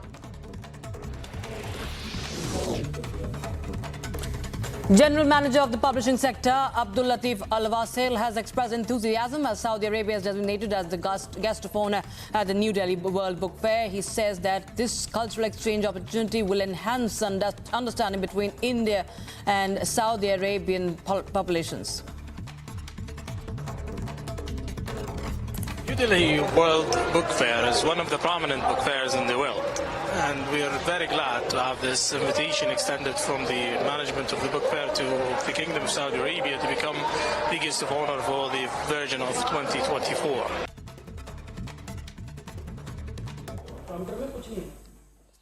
Now, shifting focus to Bihar, it's all set for the floor test tomorrow. It's the much-awaited floor test on the 12th of February after Chief Minister Nitish Kumar dumped the Mahagathbandhan alliance. Now, ahead of the floor test, the JDU MLAs have shown confidence over passing the floor test. Take a look at this report for more. Bihar Chief Minister Nitish Kumar and the NDA alliance will face a trust vote in the State Assembly on Monday. Last month, Kumar took oath as Bihar Chief Minister for the record 9th time after dumping the NDA alliance. Ahead of the trust vote, the BJP issued a 3-line whip to all MLAs to be present during the floor test. The JDU MLAs are sure of passing the floor test. हम लोग एकदम सुरक्षित हैं। बिहार में हम लोग नीतीश कुमार के नेतृत्व में जहां हैं वहीं सुरक्षित हैं। फ्लोर टेस्ट में हम लोग बहुत ही सुंदर ढंग से और बहुत ही मार्जिन से हम लोगों की विजय होगी और नीतीश जी हमारे मुख्यमंत्री रहेंगे, दोनों डिप्टी सीएम रहेंगे और ये सरकार पूरे कार्यकाल को पूरा करेगी। आरजेडी ने अपने सभी विधायकों को अपने नेता तेजस्वी यादव के आवास पर बंदी बनाया हुआ है। हमारे विधायक और बीजेपी के विधायक खुलेआम घूम रहे हैं, चूंकि हमें कोई चिंता नहीं। कोई तस्वीर नहीं है। एनडीए के सारे लोग एकजुट हैं और तेजस्वी जी को कल पता चलेगा। वो अपना घर देखें, अपना घर बचाए। कल एनडीए बहुमत हासिल करेंगे। Simultaneously, former Bihar Deputy Chief Minister and Rashtriya Janata Dal leader Tejasvi Yadav will be hosting a dinner party at the residence today evening to plan for the big khela in the Bihar Assembly on Monday. Out of the total 243 seats in Bihar, the NDA has 122 and the Mahagathbandhan has 115 seats. The NDA is clearly leading this number game. All eyes are on the floor test set to take place in Bihar. Bureau Report, Republic TV.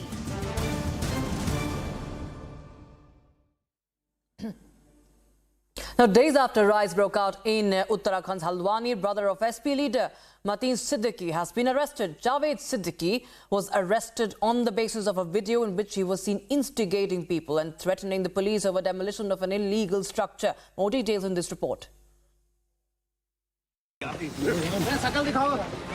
SP leader Mateen Siddiqui's brother has been arrested for instigating the violence in Haldwani and for threatening the police over the demolition of an illegal structure. Javed Siddiqui, who is a SP worker, was arrested on the basis of a video. Other accused include outgoing councillor Mehboob Alam, Zishan Parvez, mining businessman Arshad Ayub and dairy operator Aslam. Uttarakhand Chief Minister Pushkar Dhami has promised stringent action and said that the essence of Dev Bhumi will not be allowed to be taken away. अभी हल्द्वानी में अराजक तत्वों ने बनबुलपुरा क्षेत्र में महिला police के जवानों के साथ भी उनको पत्थरों से मारा गया, आग में उनको फेंकने तक का प्रयास किया गया। हमारा प्रदेश एक शांतिपूर्ण प्रदेश है, ये देवभूमि है। देवभूमि का माहौल किसी भी सूरत में बिगड़ने नहीं दिया जाएगा। Security officials have been deployed in the violence-hit area of Haldwani. The violent riots erupted in Haldwani after an illegal madrasa and an adjoining mosque were demolished. A total of 5 people lost their lives in the violence, and over 100 cops were injured. After the Balbhoonpura incident, 5 people have been arrested so far and over 100 have been detained by the police. Right now, I'm just standing outside the Kotwali police station. This is the SSP office, and here you can see, I would like to request my VJ to pan and show you the visual of the paramilitary force which has arrived over here. What has happened that yesterday, the State Chief Secretary has demanded 4 more units of Central Armed Police Forces, and here you can see the SSB team has arrived over here. One company of SSB team has arrived over here at the ground, and apart from that, if you see at most of the areas in the city, in the Haldwani city, the curfew has been uplifted, but there is one area, that is Balbhoonpur area, that is a very sensitive area where curfew is still on. Curfew is still on in the Banbhulpura area. Internet services remain suspended to prevent the spread of rumor on social media platforms. Essential items like food materials, vegetables, grains and milk are being provided. Some people living in adjoining areas were seen migrating to other parts of the district. Government officials are holding meeting, and a team from Delhi has arrived to meet with senior officials in the region to resolve the tension. Bureau Report, Republic TV.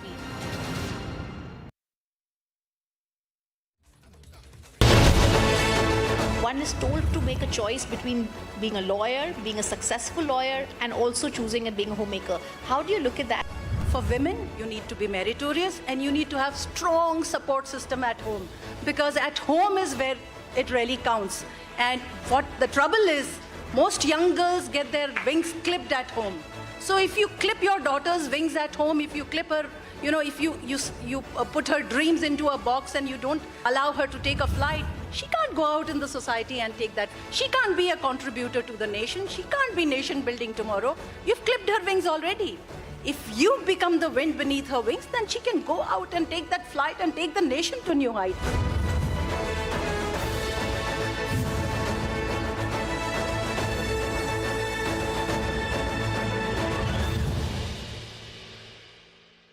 Amity has been ranked amongst the top 3% universities globally, a testimony to Amity's globally benchmarked quality.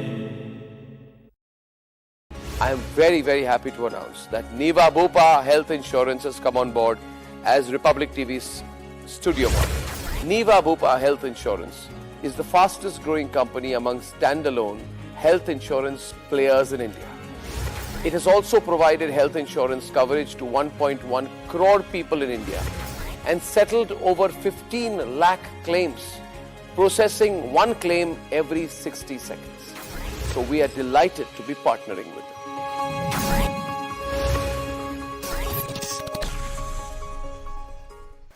I would like to tell the august gathering here and those of our citizens who are watching us at home. No woman in the history of India has ever walked up to a politician to say, I need a toilet. It was never a part of public discourse, or for that matter, even conversations in newsrooms, in summits like this. That from the ramparts of the Red Fort, when Modi became Pradhan Sevak, he said, we all speak about development and empowerment of women, but do most women in our country begin their day with dignity? And that is why in the history of our country, for the first time, we had our head of government imploring to the entire nation and state governments included, if we talk about ensuring dignity of women, can we begin by building a simple toilet? Something which had no political glamour attached to it. Something that never assured a vote bank. Something that was not a part of popular or social discourse, became the clarion call for a country of 1 billion plus. Who knew that one day as a nation we will rejoice the fact that we have built 110 million toilets?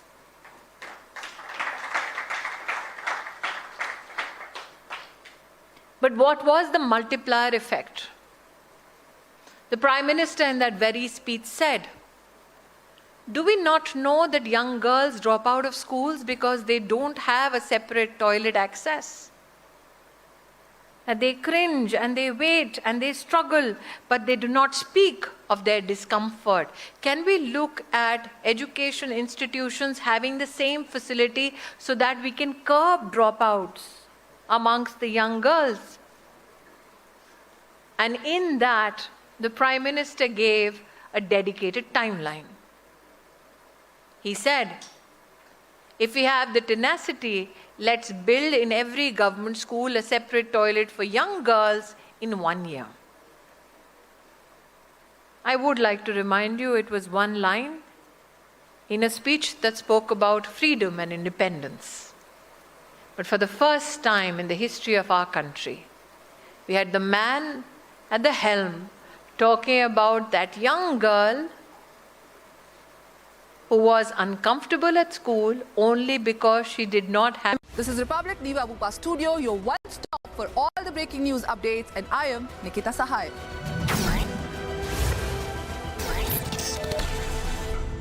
I grew up in 60s and I was a teenager in 80s. I got married in 80s. तो जब मेरी शादी हुई है उस समय एक बहुत तयशुदा राय होती थी शादीशुदा औरतों की. बिल्कुल मेरी शादी को हो गए 35-36 साल. So you know I am talking of an era. और उस दौर में अब शादी हो गई तो माता पिता ये मानते ही थे कि अब सेटल हो गई लड़की. सेटल का मतलब समझ गए ना. अब हाथ धो लिए छुट्टी हो गई. हाथ धो लिए मतलब इन पॉजिटिव वे, प्रसन्न है भाई, हम संतुष्ट हैं, हमने अपना कर्तव्य कर दिया. अब ये लड़की का अब अपना जीवन वही होगा जो पति चाहेगा, जैसा वो चाहेगा, जैसा वो जीवन जी रहा वही जीवन. अपनी एस्पिरेशंस, अपनी कामनाएं, अपनी इच्छाएं, उनके लिए कोई आकाश होगा या उसकी उड़ान वो औरत अब कैसे भरेगी, वो तय करना, वो सोचना उस विवाहित औरत की खुद की जिम्मेदारी होती। मेरी भी थी। और मैं सुचरिता शुरू से गाती थी, और जब मेरी शादी हुई है तो मेरे पतिदेव को ये मालूम था कि मैं एक प्रोफेशनल आर्टिस्ट हूँ। I was doing stage, so he new, in fact वो मेरा स्टेज शो देखने के लिए आए थे 2, जब हमारी शादी, हमारी कोर्टशिप 2 साल रही, and it was an arrange marriage, not a love marriage. तो लेकिन 2 साल की कोर्टशिप तो आप समझ सकते हैं कि जो मैं कहती हूँ ना, 15 बरस की मैं गौने पे आई, सैया उड़ावे कनकैया, तो वो समझ लीजिए वही दौर है कि आप बचपने से ही मुझे कई बार लगता है कि हम दोनों साथ ग्रो किए। लेकिन शादी होने के बाद आप फिर वापस उसी तरह की एक ज़मीन पा सकेंगे। माँ नहीं अब इस समय जो आपका हाथ पकड़ करके आपके साथ चले, और अब आप माँ बन चुकी हैं, आपके बच्चे हैं, आपकी जिम्मेदारी उनके प्रति है। वो सारी चीज़ें कहीं ना कहीं मुझे लगता है सबसे पहले, वो सिस्टरहुड वगैरह तो बाद की बात है, औरत की खुद को अपनी निगाहों में अपनी इतनी कदर होती है कि I will be the best wife, I will be the best mom, कि वो पैरों पे बेड़ियाँ डाल देती है। ऐसा मुझे लगता है कि मेरे संग तो यही हुआ कि मुझे लगा कि मेरी अब जवाबदेही, जिम्मेदारी पहले उन भूमिकाओं के प्रति है जो प्रभु ने बड़ी कृपा से मेरे जीवन में उतारी है। So I have to deal that first, rest everything will देखी जाएगी तब की। और उसके लिए मैं एक बात बता दूं, कभी भी कोई तश्तरी पे रख के मौके नहीं लेके आता।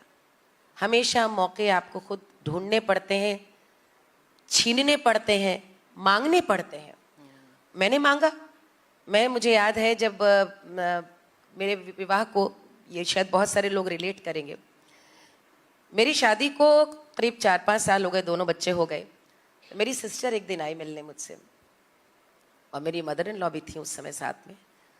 तो मेरी बहन ने मेरे को देखा कि मैंने हंसना मुस्कुराना भी बंद कर दिया था। जो एक स्ट्रेस होता है, दोनों बच्चे एक साथ बड़े हो रहे हैं, उसका मतलब उसको भी जो भी अनुभव हुआ, बहनें ज़्यादा समझ जाती हैं। और उसने कहा कि आज चलो तुम मुझे कुछ सुनाओ, तानपुरा उठाओ, कुछ सुनाओ। तो मुझे ऐसा लगा कि बड़ी बहन है, उसको तो मैं मना कर ही नहीं सकती। अंदर इतनी खुशी भी हुई, लेकिन हिम्मत नहीं थी कि गा पाऊंगी कि नहीं। और मैंने तानपुरा उठाया, और जैसे ही मैंने स्वर लगाया तो मैं फूट फूट के रोने लगी।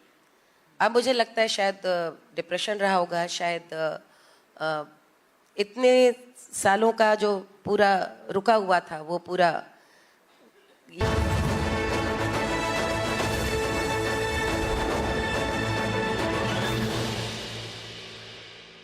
Lady Justice, Women Shaping Legal Equality, we delve into the profound significance of women's involvement in shaping the legal landscape and promoting justice. Brings with her an unmatched 25-year tenure as a litigator before the Supreme Court of India.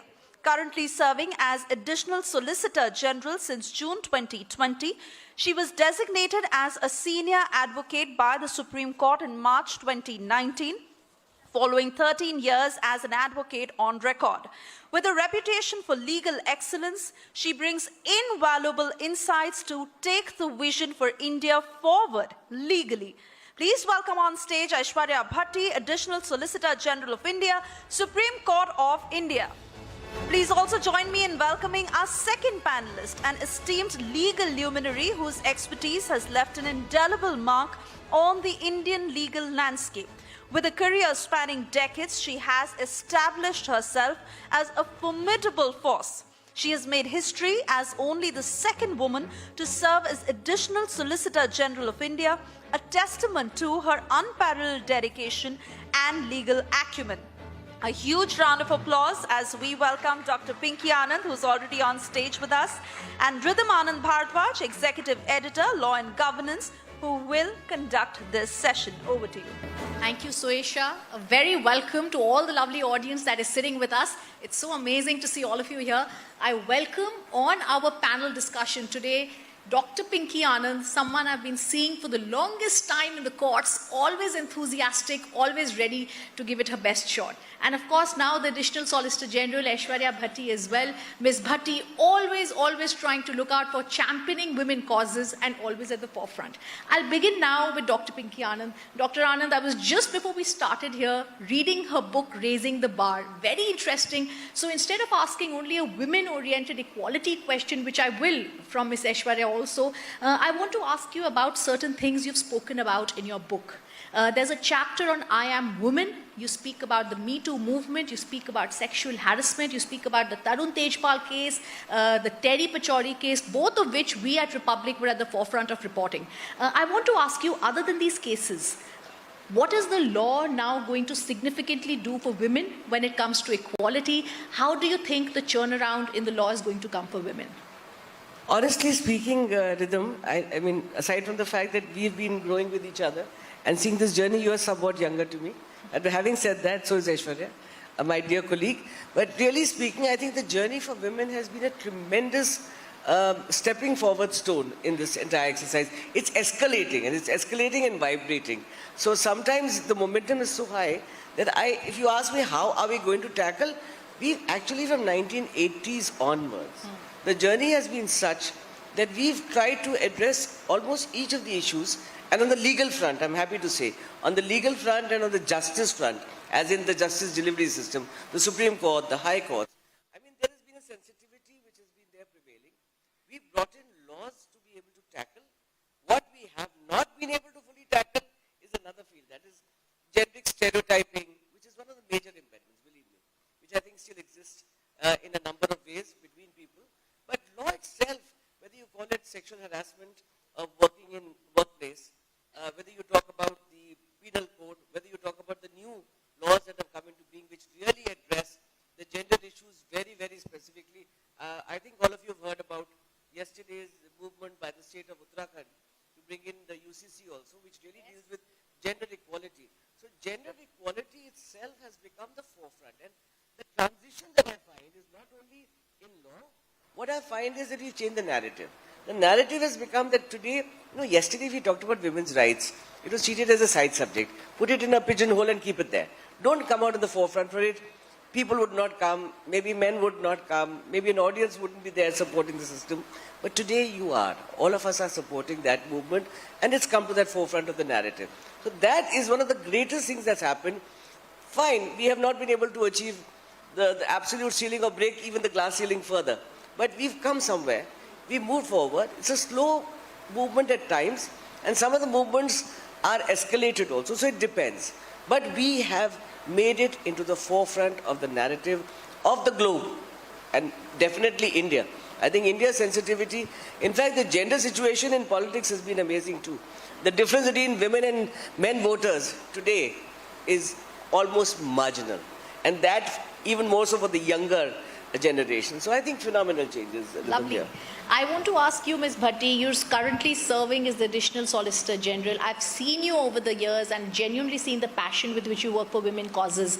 However, there are 1,100 judges, the statistics say, of male judges in the Supreme Court and the High Court, and only 80 have been women. In the age of inclusion, how do we look at this disparity? Well, Rhythm, to be a High Court judge, you know this better, but you're asking a question, so I'll answer. To be a woman of the constitutional courts, you need to have a standing of 25 years at the bar, an experience. You can't paratroop women from top. But I want to tell you the statistics of judges in the judiciary across the length and breadth of the country. You know, there is a 30% reservation that is mandated for over a decade now. But you know what is the percentage of women who are joining the judiciary across the entire heartland, and not just the southern states where education is higher, the Hindi heartland of the country, the state that I come from. Rajasthan has been seeing women in 70, 60% joining judiciary where the reservation is only 30%. What we need these women growing through the system, you know, gaining the experience, gaining the foresight, gaining the maturity, and then being available for the places that they need to occupy in constitutional places. So women's journeys are really like relay races. We can't have the change overnight. Merit cannot be made a casualty. Women cannot be given a concession, so to speak.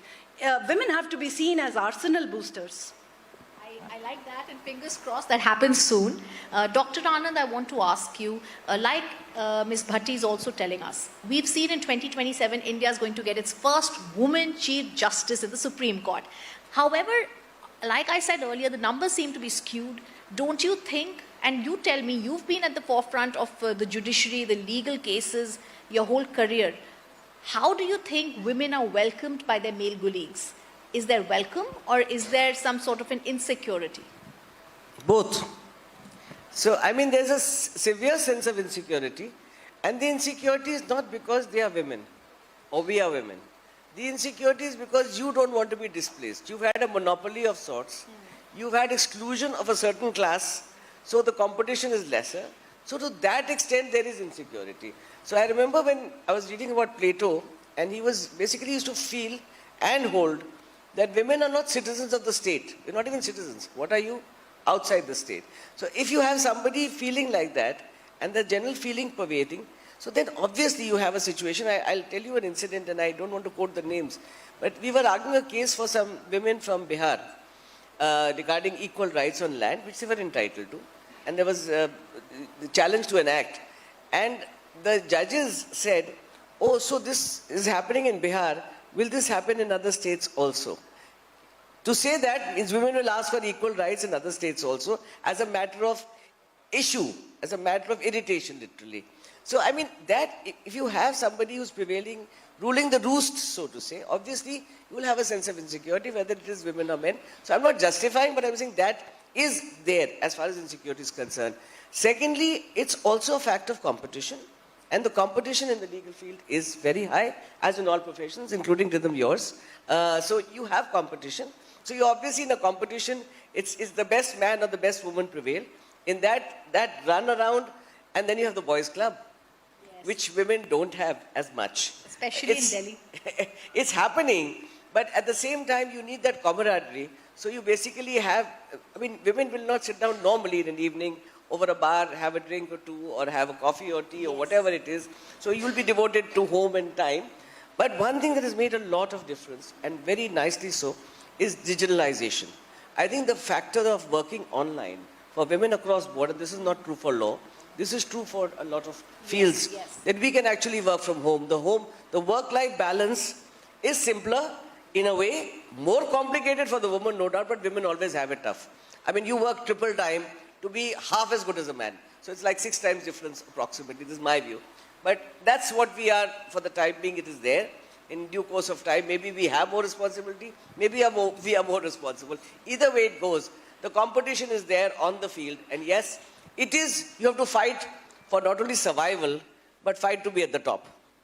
I somewhere agree, and I wanted to ask Ms. Bhatti, because I've also heard you say the same. As a homemaker, as a mother, one is told to make a choice between being a lawyer, being a successful lawyer, and also choosing and being a homemaker. How do you look at that? And I also want to add to what Dr. Anand said. You were in the forefront of the Permanent Commission for Women being given in the army. It's a case we've seen you very closely fight. Even in the army, therefore, there is this sort of tug of war where inclusion is not as spontaneous as it could be. It has been a long journey and a really tough one, but I must tell you the change is inevitable, and change is very, very, it's very palpable also. So struggle that, you know, women, incredible women before us had, ma'am was the second additional Solicitor General ever as a woman to be on this post, and I'm following her as a fourth one. So, I mean, the journey of women ahead of us has been tougher. The journey of young women behind us who are walking the same path is a little bit easier. And I want to tell you with my own example, you know, in the first 5 years of my profession, clients would come to my office and say, "Ye ladki kya kar legi? Is ladki se nahi hoga." And, you know, 4 years back when I became an additional Solicitor General, I had to give up my private clients, and they told me, "Why don't you suggest a woman lawyer? Because we find that women lawyers are more sincere and more dedicated to their work." I think that change was incredible. And today, Many of us, so we had to make that choice between either having a family till our generation. If you want to have a career, then you can't expect to have a family. And if you want to have a family, be a family woman. But today, I see a lot of younger women lawyers having family, walking with grace, their counterparts, their spouses, their partners actually helping out with raising the next generation. So Justice RBG, the famous Ruth Bader Ginsburg, had famously said that the real change will really happen when men become equal stakeholders in raising the next generation. One thing I must say, for men in any field, they just need to be meritorious. For women, you need to be meritorious and you need to have strong support system at home, because at home is where it really counts. And what the trouble is, most young girls get their wings clipped at home. So if you clip your daughter's wings at home, if you clip her, if you put her dreams into a box and you don't allow her to take a flight, she can't go out in the society and take that flight. She can't be a contributor to the nation. She can't be nation building tomorrow. You've clipped her wings already. If you become the wind beneath her wings, then she can go out and take that flight and take the nation to new heights. That's wonderful to hear. Therefore, the question I ask you, and I'm going to start with Dr. Anand, you've had so many achievements in your career, ma'am. What has been your dare to dream moment? I dream every day. And, I ultimately dream when I'm not sitting either here or otherwise. It's when I'm sometimes on my own. And most of my dreams are basically fulfillment of what I can do. And what I can do towards fulfilling it as appropriately as possible or as ambitiously as possible. So by and large, my dreams are to make something work. My dream is to make something come alive. I have something in my mind. And I do willy-nilly have a very diverse kind of life myself. So I function in various portfolios, which includes law, which includes politics, which includes public life, which includes television programs with you as spokesperson of the party, which I have done, and which includes authoring books. So, what I think is important is, Tora man darpan kehlaye. So whatever it is, I must be able to see myself in a mirror and feel that I have done what I need to do to make society work. Wonderful. Ms. Bhatia, I ask you the same question. You've now reached a stage where, like you said, we all know one of the fourth Additional Solicitor General, a huge position. What has been your dare to dream moment? I don't know. I just take each day with honesty and dedication that I can, and I think I feel that I'm really blessed, and it's incredibly lucky to be in a place where I can see these changes happen. I experience them every day, and I think the flight that our nation is taking with equal participation of both the wings, men and women, I think that's incredible. I'm just really lucky to be part of this. Sure. I also want to ask you, Dr. Anand, you were recently chairing a roundtable held by the UK government for the global fight against child abuse, against rape and sexual assault. How do you see Indian law books working further towards the safety and security of women and its children?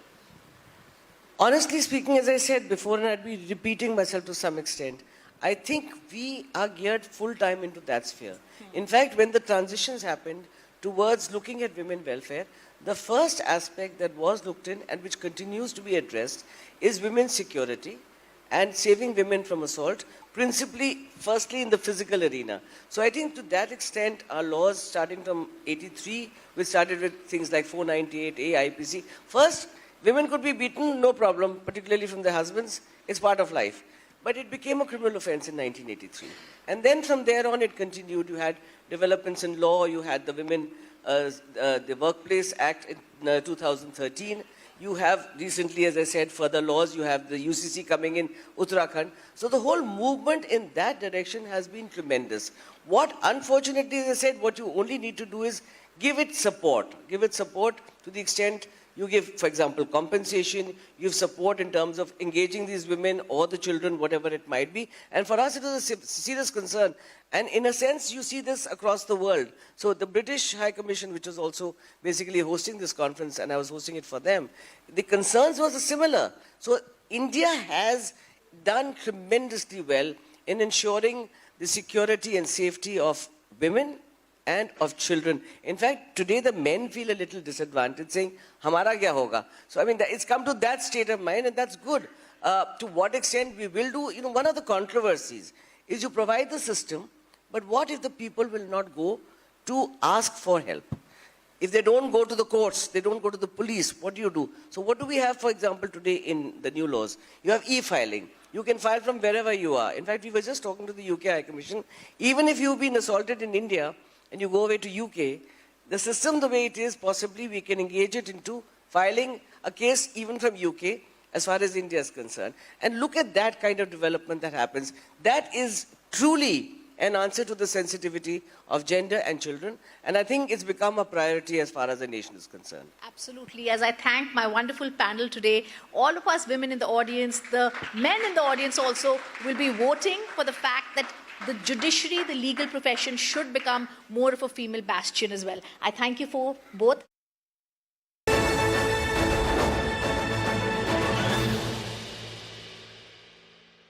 Amity has been ranked amongst the top 3% universities globally, a testimony to Amity's globally benchmarked quality. 1 crore women have already become Lakpati Didis. Now we are aiming at 3 crore women. The ambition, the partnership between women of this country and their Prime Minister is historic. Speaking of drones and women that fly, while we had the Supreme Commander of the Armed Forces take salutations and salutes from women in all roles, ranks and services this Republic Day, I'm also cognizant of the fact that the President of India has very humble origins, that she is the first girl in her village in Odisha who studied beyond Standard 5. That in her life's journey, she became an MLA, a minister, lost a Lok Sabha election, became the first ever female governor of Jharkhand, is the third president ever in our country who has done a sortie in a fighter jet, her recent adventures with the Sukhoi. But imagine, her entire life's journey was about finding political space. Imagine her satisfaction, her pride. When the government of India, under the aegis of the parliament, could present to her the Nari Shakti Vandan Adhiniyam, 33% reservation for women in this country. Imagine her pride. Imagine her pride as a Supreme Commander of the Armed Forces, when, yes, she sees veteran and personnel currently in service, received 1 rank, 1 pension, receive the best of support and supplies from the Government of India, but also at the helm, she sees women with permanent commission in the armed forces. Imagine her pride. And speaking of pride, there is a lady in the audience I would now point out to. They say our missions are sometimes called mom. That we can go to Mars on the dark side of the moon on a budget which is possibly less expensive than a Tom Cruise movie. But at the helm of it were the women at ISRO.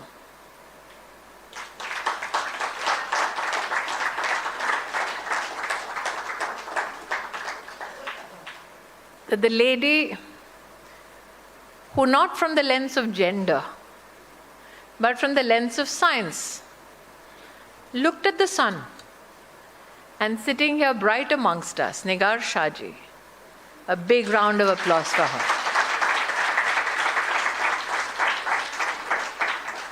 So as the President received salutations, salutes from women in all ranks, roles and services, was the tableau of ISRO.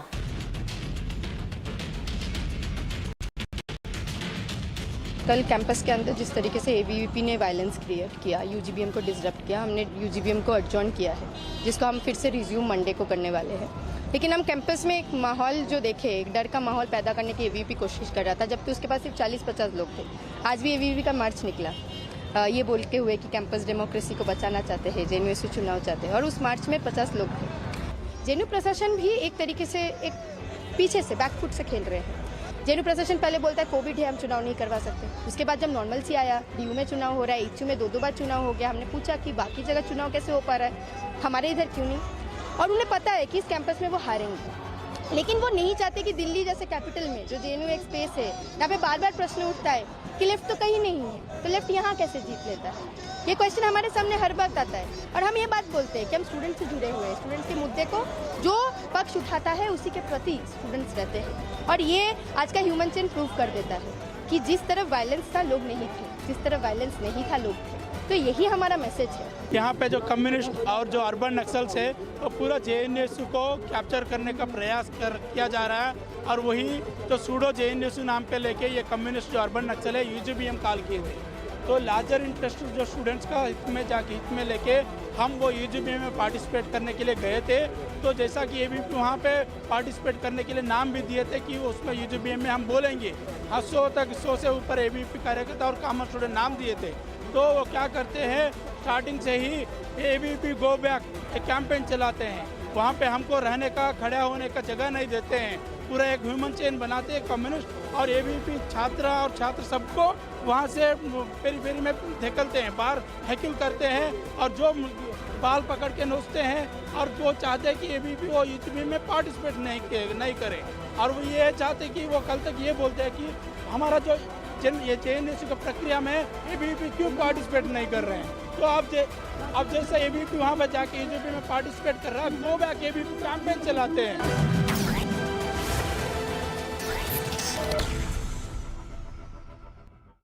How many of you had those goosebump moments when we had our Chandrayaan landing on the moon? And you know, she is someone who was integral, or has been integral to not just Chandrayaan, in fact, ma'am, right? Many other of our projects which ISRO has spearheaded in the last couple of years. Yeah. I'm handling all the interplanetary missions and the low Earth orbit missions, and I'm also the project director for the Aditya L1 mission, which sets up the first country's solar observatory. So let's begin with that only, because I remember when the Aditya L1 was launched, you said it's a dream come true. Yeah. So why did you say that it's a dream come true? In space missions, especially science missions, are very challenging because the instruments what we need to build, it's quite challenging. And it took, for me, 8 years back when I was handed over the project director post, it was really challenging. I was always looking for the day that a spacecraft will be completed and it will be launched. That's why I said it's a dream come true. So the journey of conceptualizing Aditya and then seeing it go there. Because it's a collaborative effort, not only with ISRO, other science institutes also, we had instruments from them. So working with them and making them build the instrument and deliver to us, that's a lot of people management is very, very important in those aspects. So it was, that's why I said dream come true. Right, okay, so the success part of it. So let's keep the science for later. Let's go back to the beginning and what really inspired you to pick up science and when you started, like class 11, class 12, did you think in terms of being part of ISRO, being part of Chandrayaan, or was it one step at a time? You were interested in maths. How your interest in science and maths began essentially? It's all because of my father. He's a graduate in mathematics in those days of 30s, 40s, and he's a voracious reader too. So he developed the interest of science in us, in all his children. So, and I felt naturally I had, I like to do the science, especially maths and physics. Because later, during my school days, I remember why I was so happy to do maths and physics is because we don't need to study a lot. If you understand the logics behind it, it will be always easy. How many of you agree with that? Is it easy? Like she's saying it's so easy? Okay, carry on. Yeah. Because what I felt is in biology and chemistry and all, if you see, a lot of things you have to remember, you need to study a lot.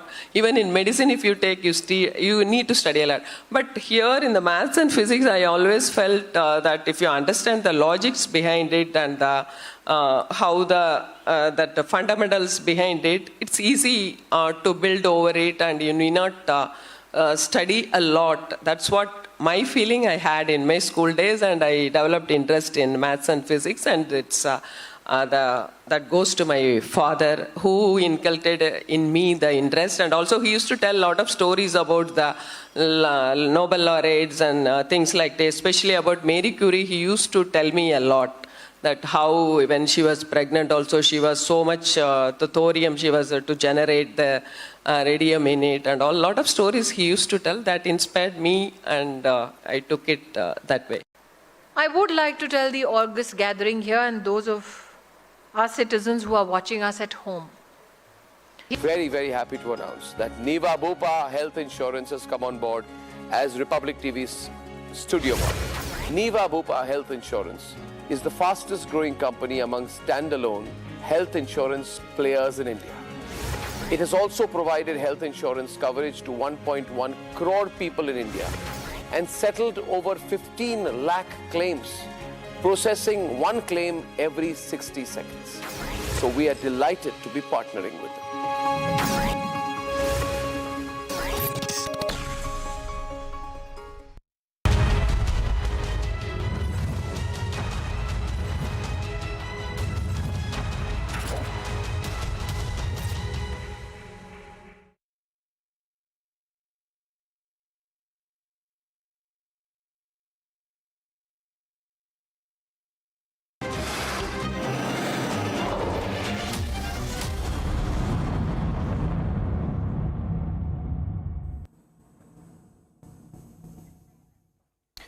Good evening and welcome, friends. The fact that you're watching News Sunday shows how seriously you take what's happening in and around you.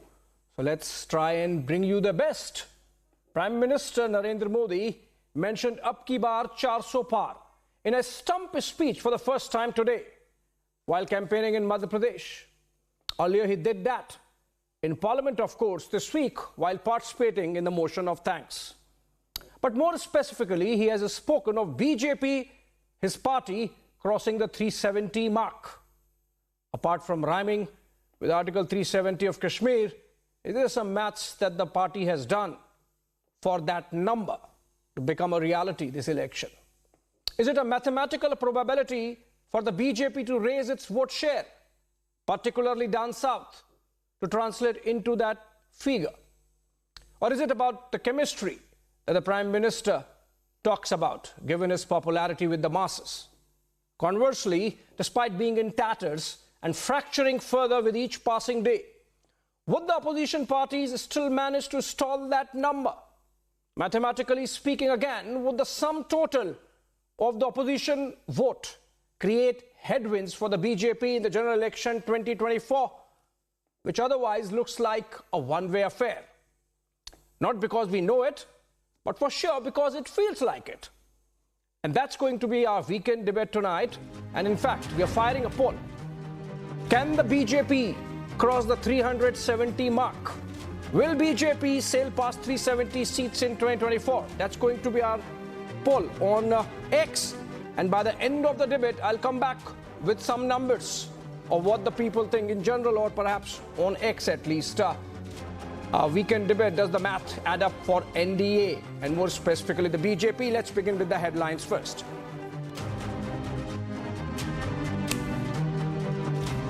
Madhya Pradesh को बीमारू बनाने के पीछे सबसे बड़ी वजह थी कांग्रेस का नफरत भरा रवैया।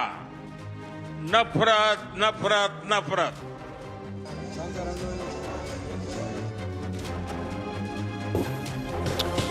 Prime Minister gives 400 plus mantra for 2024 elections, and with the Indi completely falling apart, will the math add up for NDA?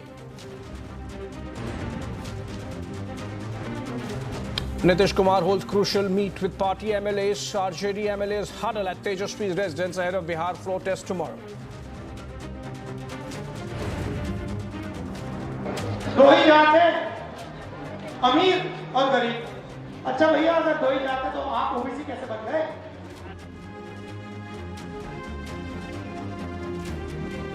Three days after Congress era document fact checks Rahul Gandhi, the Congress leader repeats OBC remark.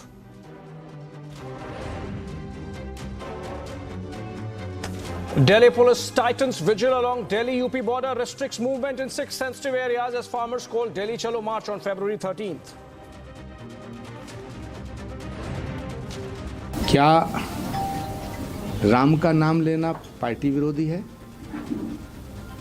क्या अयोध्या जाना party विरोधी है? क्या भगवान राम की जन्मभूमि के मंदिर की प्राण प्रतिष्ठा समारोह का निमंत्रण स्वीकार करना पार्टी विरोधी है?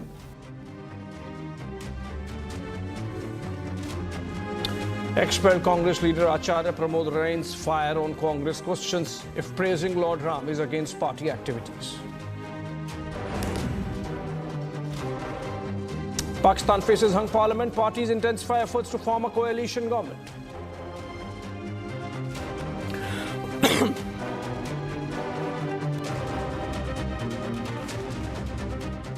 All right, the Congress party and the larger India alliance seems to be collapsing like a house of cards, each passing day. And the Prime Minister has once again confidently re-emphasized the NDA winning 400 seats, of which the BJP could cross 370 mark. In a relentless flurry of attacks, he slammed the Congress's loot and poot mentality. Congress also came under fire from one of their own, Acharya Pramod Krishnam. Let's look at what's really happened over the last 24 hours, and then I come back for a debate.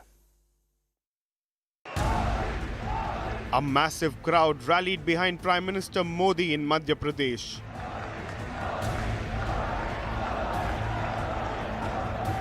After sounding the poll bugle in Jhabua, the PM confidently once again assured mandate for NDA. साथियों, कुछ दिन पहले जब विपक्ष में से आवाज आई 400 पार, तो फिर मैंने कहा, देखो भाई, एनडीए की 400 पार की बात तो मैं भी सुन रहा हूं, लेकिन मैं ये भी सुन रहा हूं कि अकेला बीजेपी, अकेला कमल का निशान 370 पार करेगा. He then took the Congress party to the cleaners over vote bank politics and slammed their treatment of the tribal community. Madhya Pradesh को बीमारू बनाने के पीछे सबसे बड़ी वजह थी गांव, गरीब और आदिवासी इलाकों को लेकर कांग्रेस का नफरत भरा रवैया. नफरत, नफरत, नफरत. इन लोगों ने न कभी आदिवासी समाज के विकास की चिंता की, न उसके सम्मान के बारे में सोचा. The PM's fiery words come against the backdrop of Acharya Pramod Krishnam's relentless criticism of the Congress leadership after his expulsion. Speaking exclusively to Republic, Acharya Pramod Krishnam slammed the Congress's stand on the Ram Mandir. क्या राम का नाम लेना गुनाह है? क्या राम मंदिर की प्राण प्रतिष्ठा में जाना गुनाह है? कौन सी ऐसी बात है जो कांग्रेस के विरोध में है? मैंने तो कहा था कि आप राम मंदिर जाओ, मैंने तो कहा था कि आप प्रधानमंत्री के फैसलों की आलोचना करो, लेकिन कांग्रेस पार्टी नरेंद्र मोदी से इतनी नफरत करती है कि प्रधानमंत्री मोदी से नफरत करते करते वो देश से नफरत करने लगी है. Meanwhile, AAP leader Arvind Kejriwal is also walking the Ram Rajya path. The CMs of Delhi and Punjab along with their family will visit the Ram Mandir on Monday. The JDU in Bihar is also back with the NDA fold. In Punjab, the Akali Dal president tore into the AAP and Congress. देखो दोनों चोर है, तो देखो दोनों ने सुबह बर्बाद किया है, तो दो चोर इकट्ठे हो जाएंगे, कोई की फर्क पैंदा है, दोनों जीरो होंगे. All these developments point to the Indie bloc's ship in deep waters, and leaders are deserting the alliance before it drowns. With the Indie bloc in complete shambles, all roads are leading to PM Modi's Ab Ki Baar 400 Par promise. अब की बार पूरा देश कह रहा है अब की बार.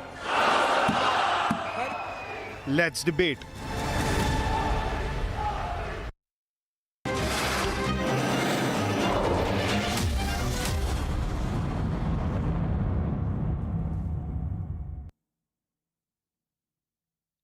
All right, welcome back. Joining me and in fact joining us to have a conversation on the possibility of the BJP crossing 370.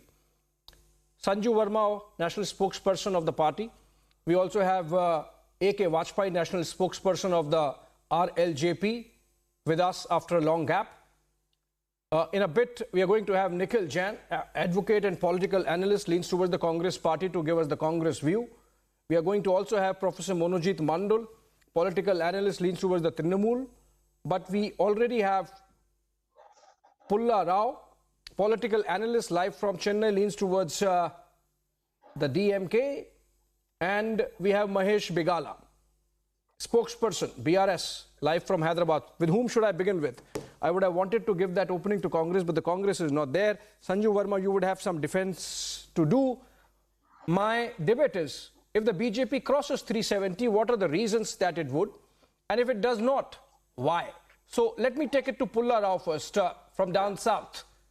How does it look like in Chennai, Pulla Rao, with all the attention and focus that the BJP has given to South, Prime Minister leading from the front, from his mention of Tamil at least a dozen odd times in the last 1 year, from his speeches, in his speeches and addresses, from the fact that today also BJP President JP Nadda is doing a roadshow in Chennai, from the fact that Home Minister Amit Shah happens to be in Mysuru, from the fact that the Sangol ceremony was almost center stage of the new parliament building. Pulla Rao, you think, does it look like the BJP is going to cross 370 mark this general election? Votes. They got 4% votes last time. They may get 8%. There is no doubt Prime Minister has been making a great effort to connect to the Tamil masses, all the South Indian masses, but still it remains at 0 parliament seats. You can't win a parliament seat unless you get 30% votes. Where are the allies? They have broken off with all the allies in Tamil Nadu.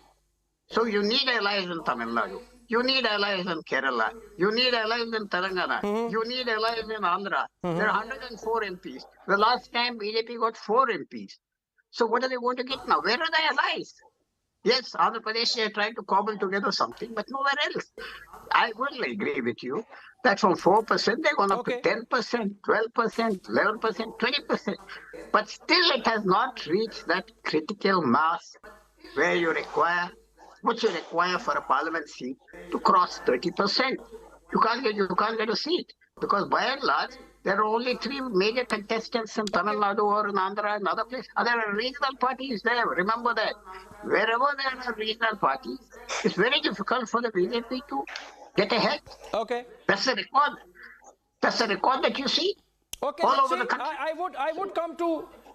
I would in fact, Pulla Rao, I would in fact dedicate a considerable part to discussing the South Achilles heel of the BJP in the second half of the conversation. But good that you opened with it so that I remember that this has to be done. Let me take this to Nikhil Jain. Nikhil Jain, 370 par for the BJP. Ab ki baar 400 par, of course, even Congress President Mallikarjun Kharge has said from the floor of the House. I would say if the BJP has delivered on its promises from Article 370 to Ram Temple to Uniform Civil Code, even if in just one state as of now, one would say if they deliver promises, people would see it as a party which delivers. So maybe it's possible, right? 370 is possible. Nikhil Jain? Abhishek, absolutely not. The only 370 that was possible was an Article 370 application, which they did by unconstitutional means. 370 in terms of Lok Sabha seats by the BJP is completely impossible. They don't have allies in Punjab. They don't have allies in Tamil Nadu, no matter how much symbolism and gesturism and things like that the Prime Minister may engage in with the people of South. The people of South have very squarely rejected, not the entire South, but at least Tamil Nadu, Andhra Pradesh, Telangana, and Kerala. They've very squarely rejected the politics of the BJP and Narendra Modi.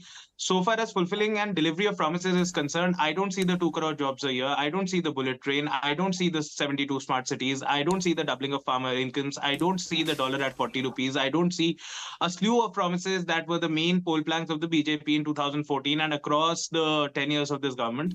Yes, of course, they have delivered on the 370 bit. So far as Ram Mandir is concerned, the BJP is certainly trying to appropriate all of it. But let's not forget that it was the Supreme Court that had given that order. It is a separate trust according to the BJP itself. Now, the BJP very conveniently would like to say it's an independent trust when the invites are being given out. But when it comes to taking credit for the construction of the temple, the BJP will very, conveniently try to appropriate that the trust is ours only. So, of course, those dichotomies exist. But purely talking about the numbers, the BJP was just a little high above 300 in the previous elections. I don't see where they are going to get the 70 gains because their politics is consolidation in a bunch of North Indian states where they almost max out. You can't get 35 seats in a 28-seat place. So far, the other states are concerned, they have not opened their account. You are saying 370 not possible. Are you suggesting 350 is possible? I am saying that this is just election ka shagufa that Narendra Modi and Amit Shah like to release. Because let's remember what happened in the West Bengal state assembly elections. Amit Shah was bragging around the state, his chest, thumping his chest, saying that we're going to get more than 150 seats. Similar thing happened in Karnataka. In both the places, they were arrested to about 60 odd seats. Nikhil, theoretically, if the bullet train starts, you think the BJP can cross 370? Absolutely not. Because it is not just one promise that this government has failed on. It is pretty much all the core promises of development and welfareism that they've failed on. What happened to Har Ghar Jal? What happened to everybody getting a house? What happened to Har Ghar Shauchalaya? What happened to all these things? The fact is that it is not one promise that the BJP has broken. I think you are giving a lot of fodder to Sanju Verma to respond to. And let's then talk about 350, 370 and 400 and all the other dreams and fantasies that they have. May I come in now, Abhishek? Fair enough. Okay, Sanju, you will come, but let me just get one more opening comments from the opposition so you can make the list and you can respond. You had Pulla Rao suggesting that the BJP has its Achilles heel in the south.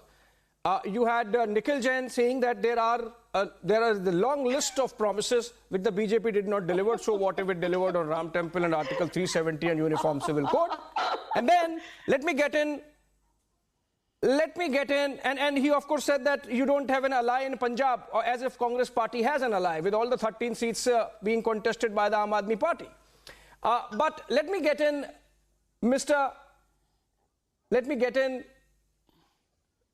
whom should I go to now? Because, it's important that we understand that.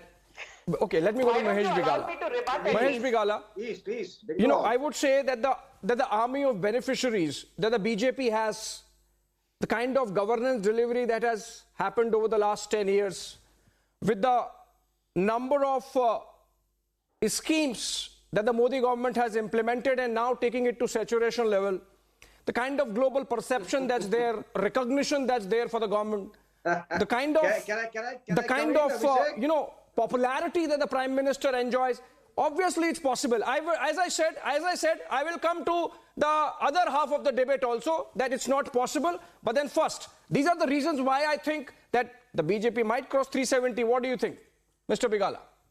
So they're too optimistic about targeting 370. They can probably target 370 or 400 for NDA. But the Prime Minister wants to showcase that, we are coming back into the power with the strong majority. But however, there is no possibility of getting that 370 number.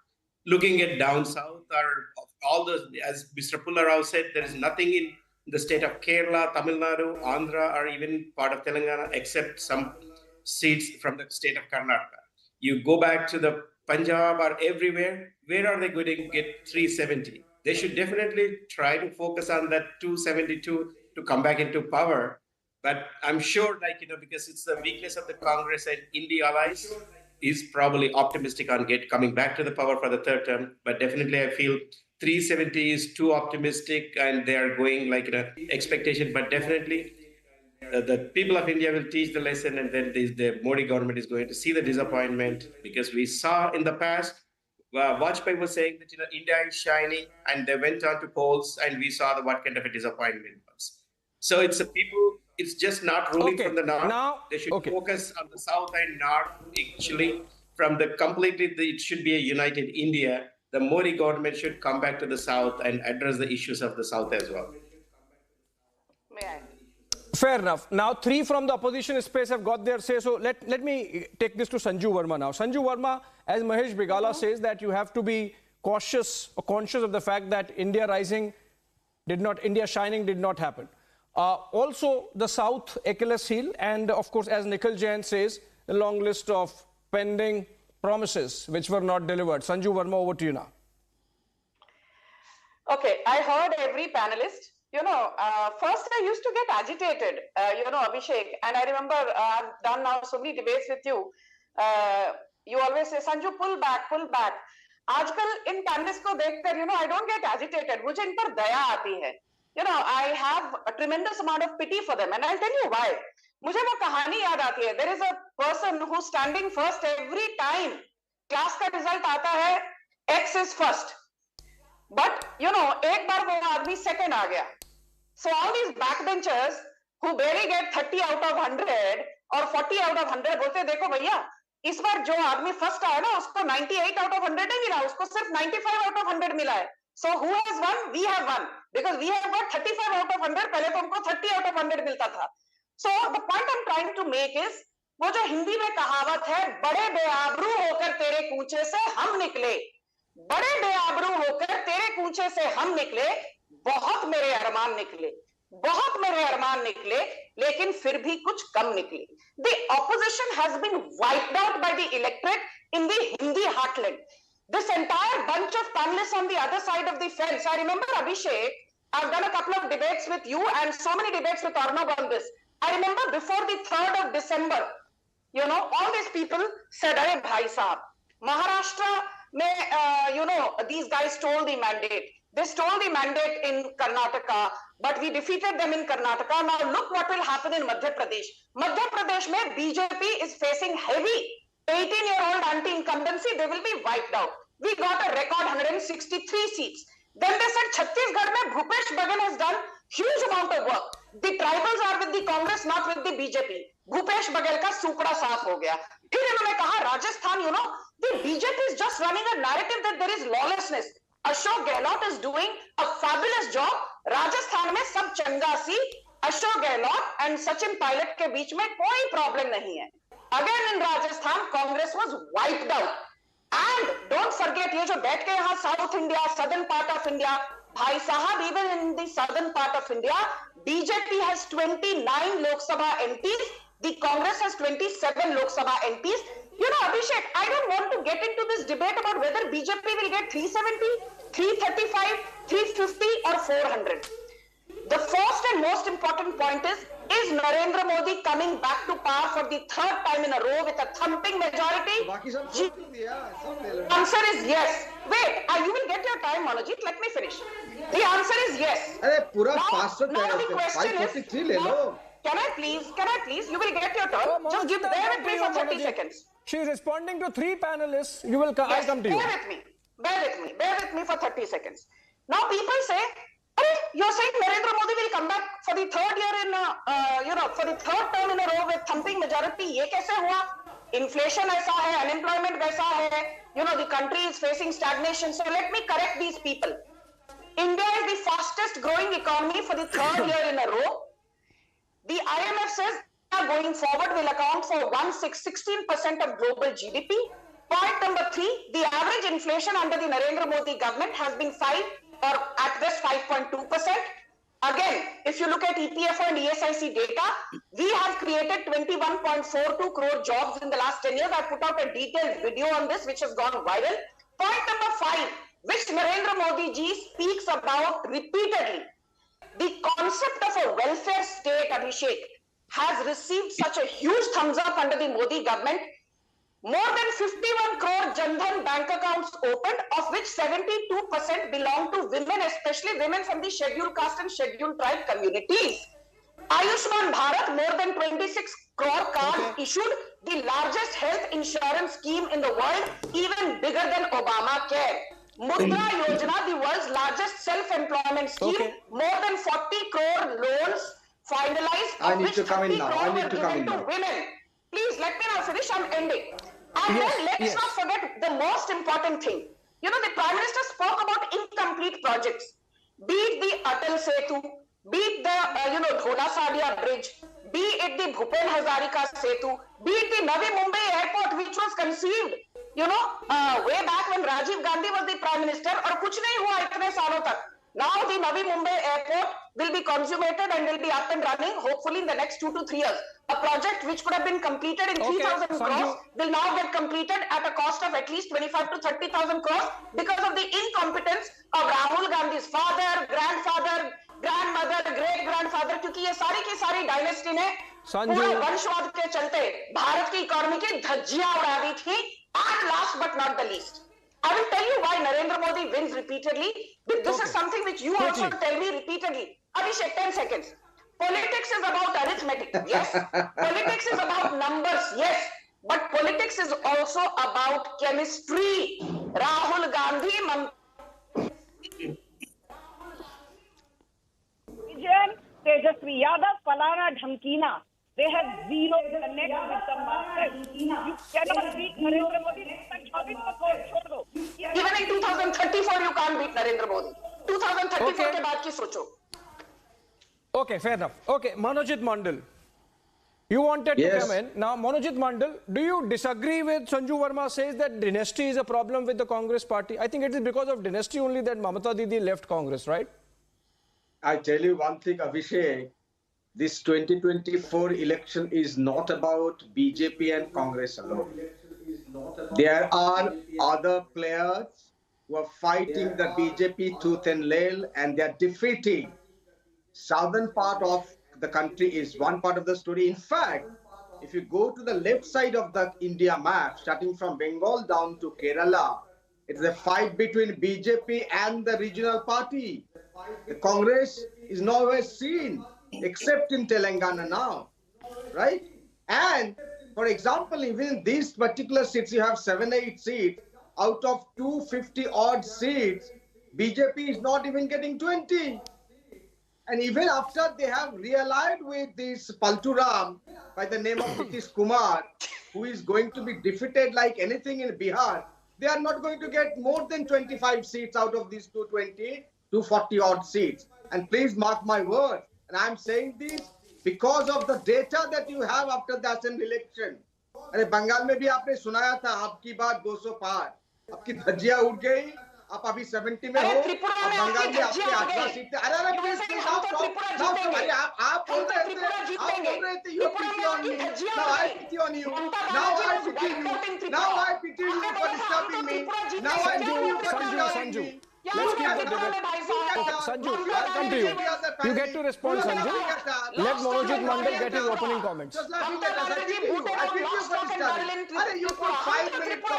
Sanju, let Manojit Mandal get his opening comments. I'll come back to you. I'll come back to you, I'll come back to you, Sanju. I'll come back to you. I have to get to Akashdeep Muni and Mr. A.K. Vajpayee also. Manojit, the complete. I have not come to the moot point.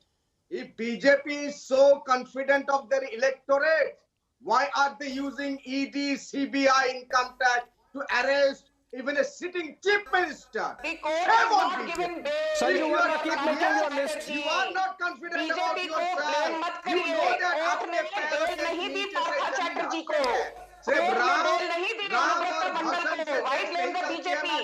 If Partha Chatterjee is innocent, why did the court deny bail to Partha? Sanju Verma, keep making your list. Sanju Verma, keep making your list. Okay, Manojit Mandal. Okay, Manojit Mandal, Sanju Verma, please pull back. Manojit Mandal, you made 2 points. You made 2 points, and good that you made them because I wanted to discuss that. BJP versus Congress is in a direct contest.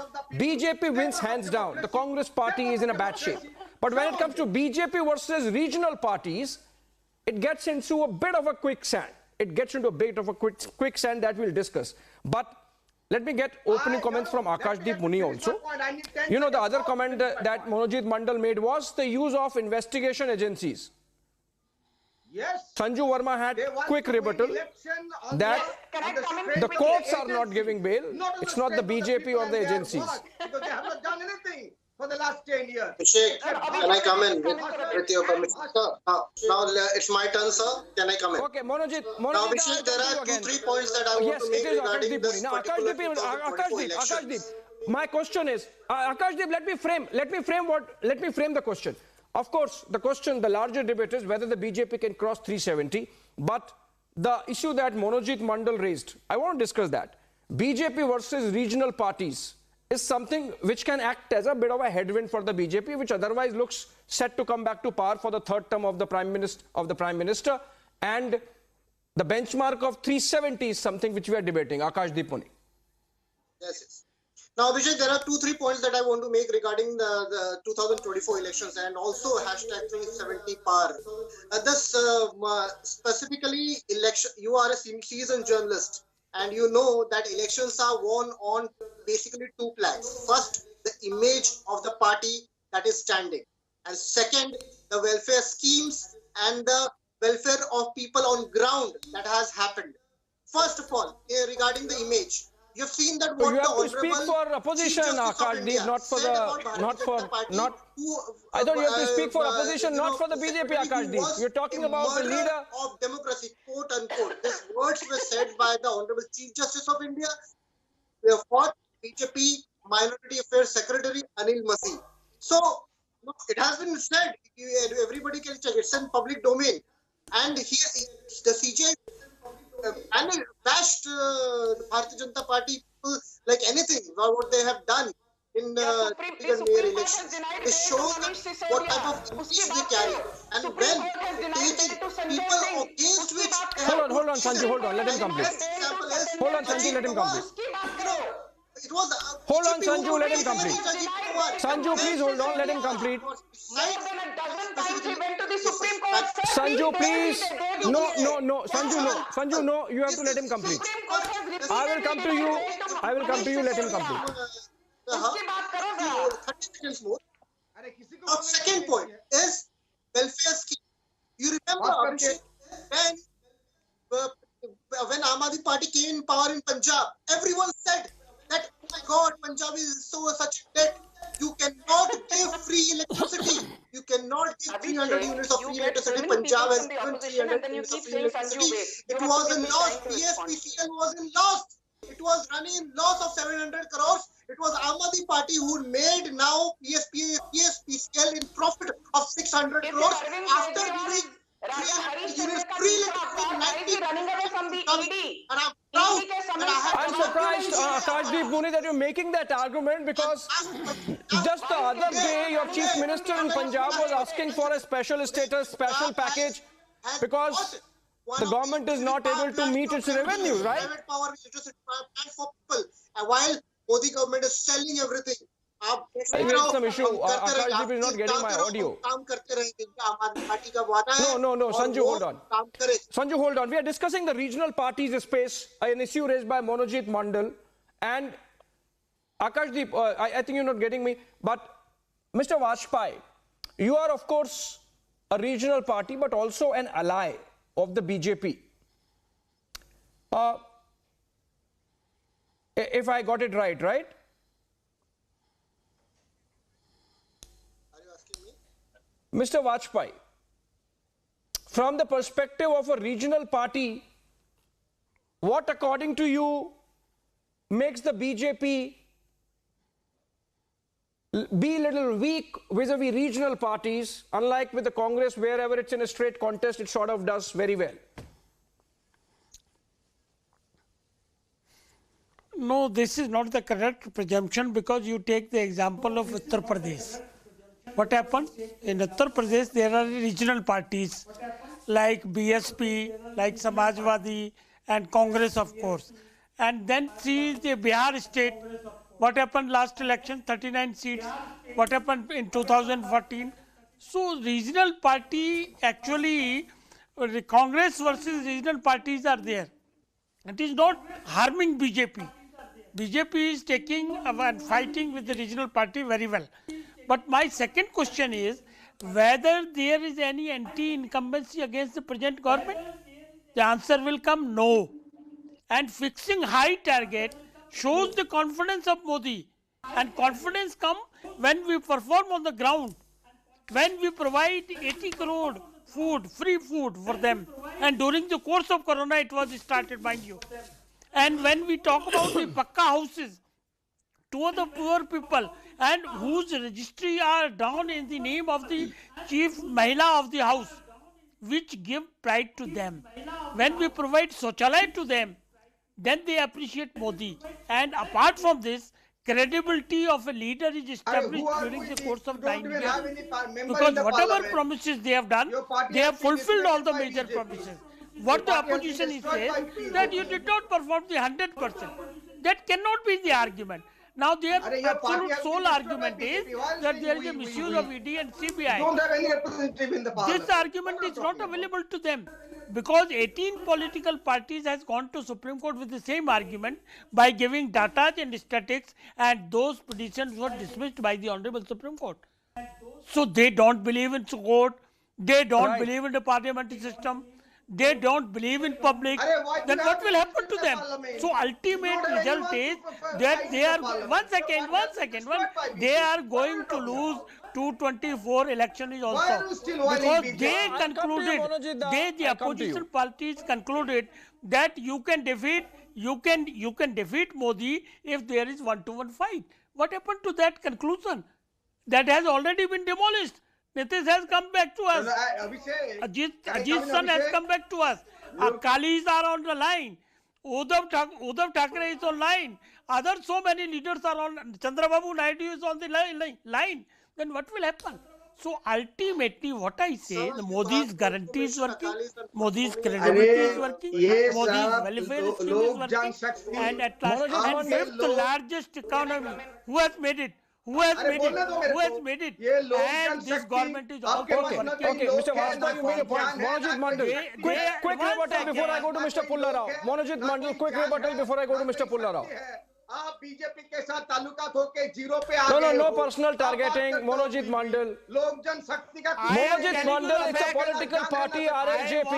Mr. Vajpayee is national spokesperson of the party. He is representing a certain sentiment. BJP आपके party को खत्म कर डाला बिहार में BJP. आप फिर भी BJP के पास आते हो. This is no argument, my dear. We know about our stand. We know about our stand. What we done. You have no argument. I think Monojit Mandal is giving a career advice to AK Vajpayee. I think Sanju, Monojit Mandal is giving a career advice to Mr. Vajpayee that if they have to grow, they should not ally with the BJP. I think that seems to be the career advice of Monojit Mandal. But let me go to Pulla Rao. Monojit Mandal, okay. Let me go to Pulla Rao from where I began. You see, Mr. Pulla Rao, you mentioned about the north-south divide.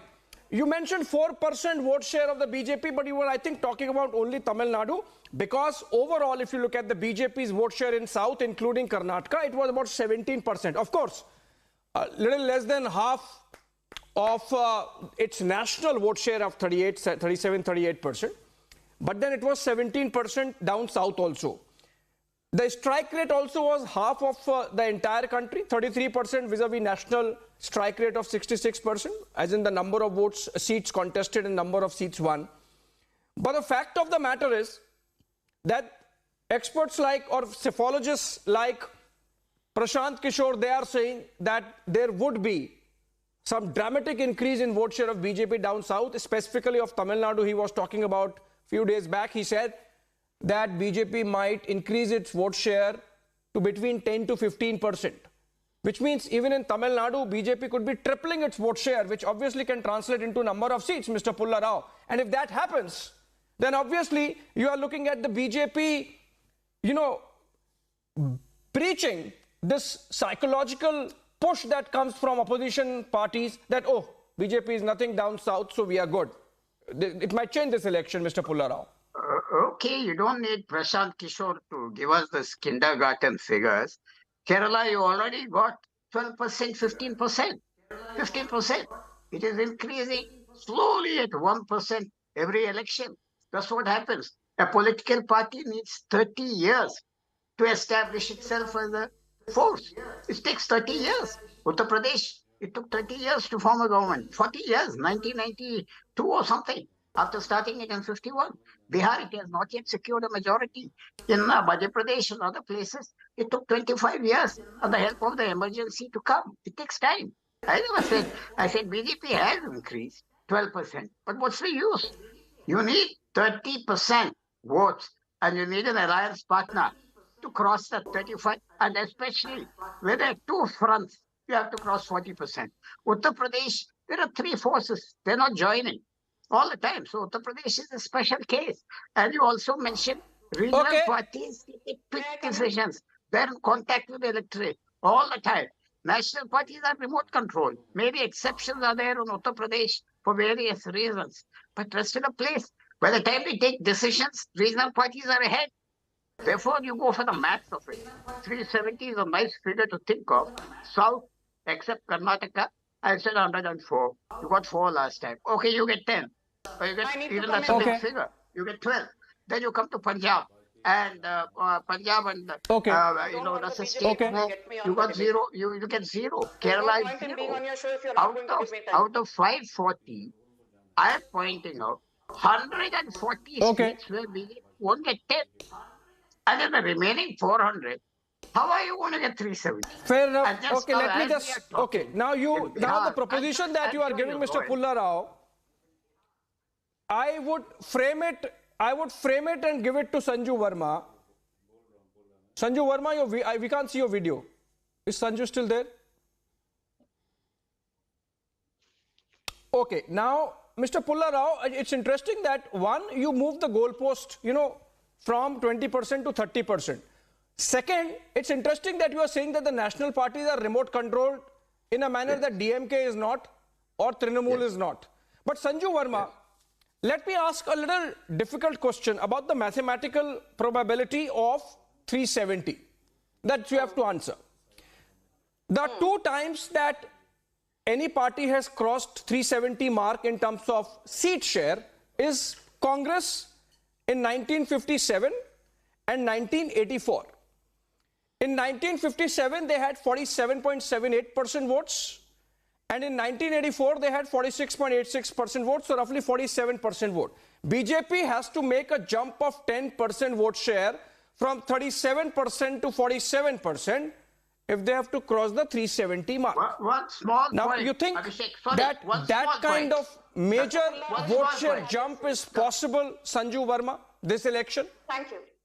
Okay, I think Abhishek, Mr. Pulla Rao made some very interesting points.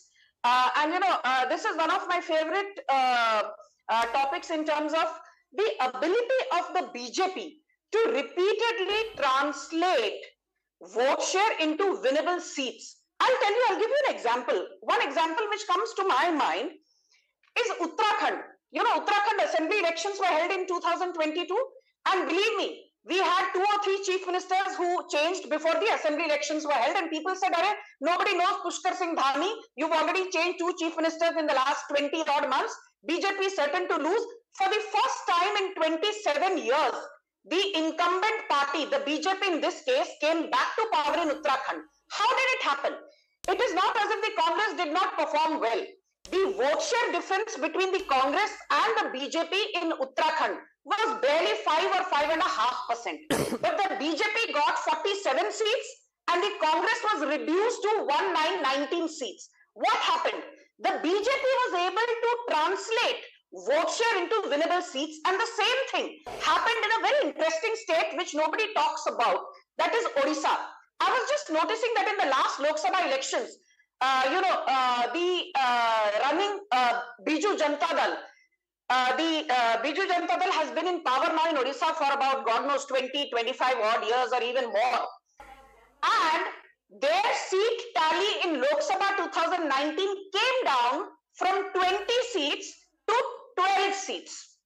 Whereas the BJP's tally in Lok Sabha 2019 in Odisha, Abhishek, went up from 1 seat in Lok Sabha 2014 to 8 seats in Lok Sabha 2019. People were saying, in Odisha, BJP might only get 2 or 3 seats. Imagine a jump from 1 to 8 seats. How did it happen? despite the fact that Biju Janata Dal had a vote share of 43%, the BJP had a vote share of only 38%. But with a 38% vote share, we managed to get 8 seats. That again shows our ability to constantly transform vote share into winnable seats. And last but not the least, I'll give you the example of Rajasthan. Just recent elections in Rajasthan, the Congress actually improved its vote share in Rajasthan in 2023 compared to 2018 by about 0.53%. Despite that, the Congress was wiped out in Rajasthan for the simple reason, again, apart from various other factors which we've discussed, lawlessness, blah, blah, blah, infighting between Gehlot and Pilot, I'm not getting into that. The BJP's ability to constantly translate vote share into winnable seats was visible again in Rajasthan. And it was again visible also in West Bengal.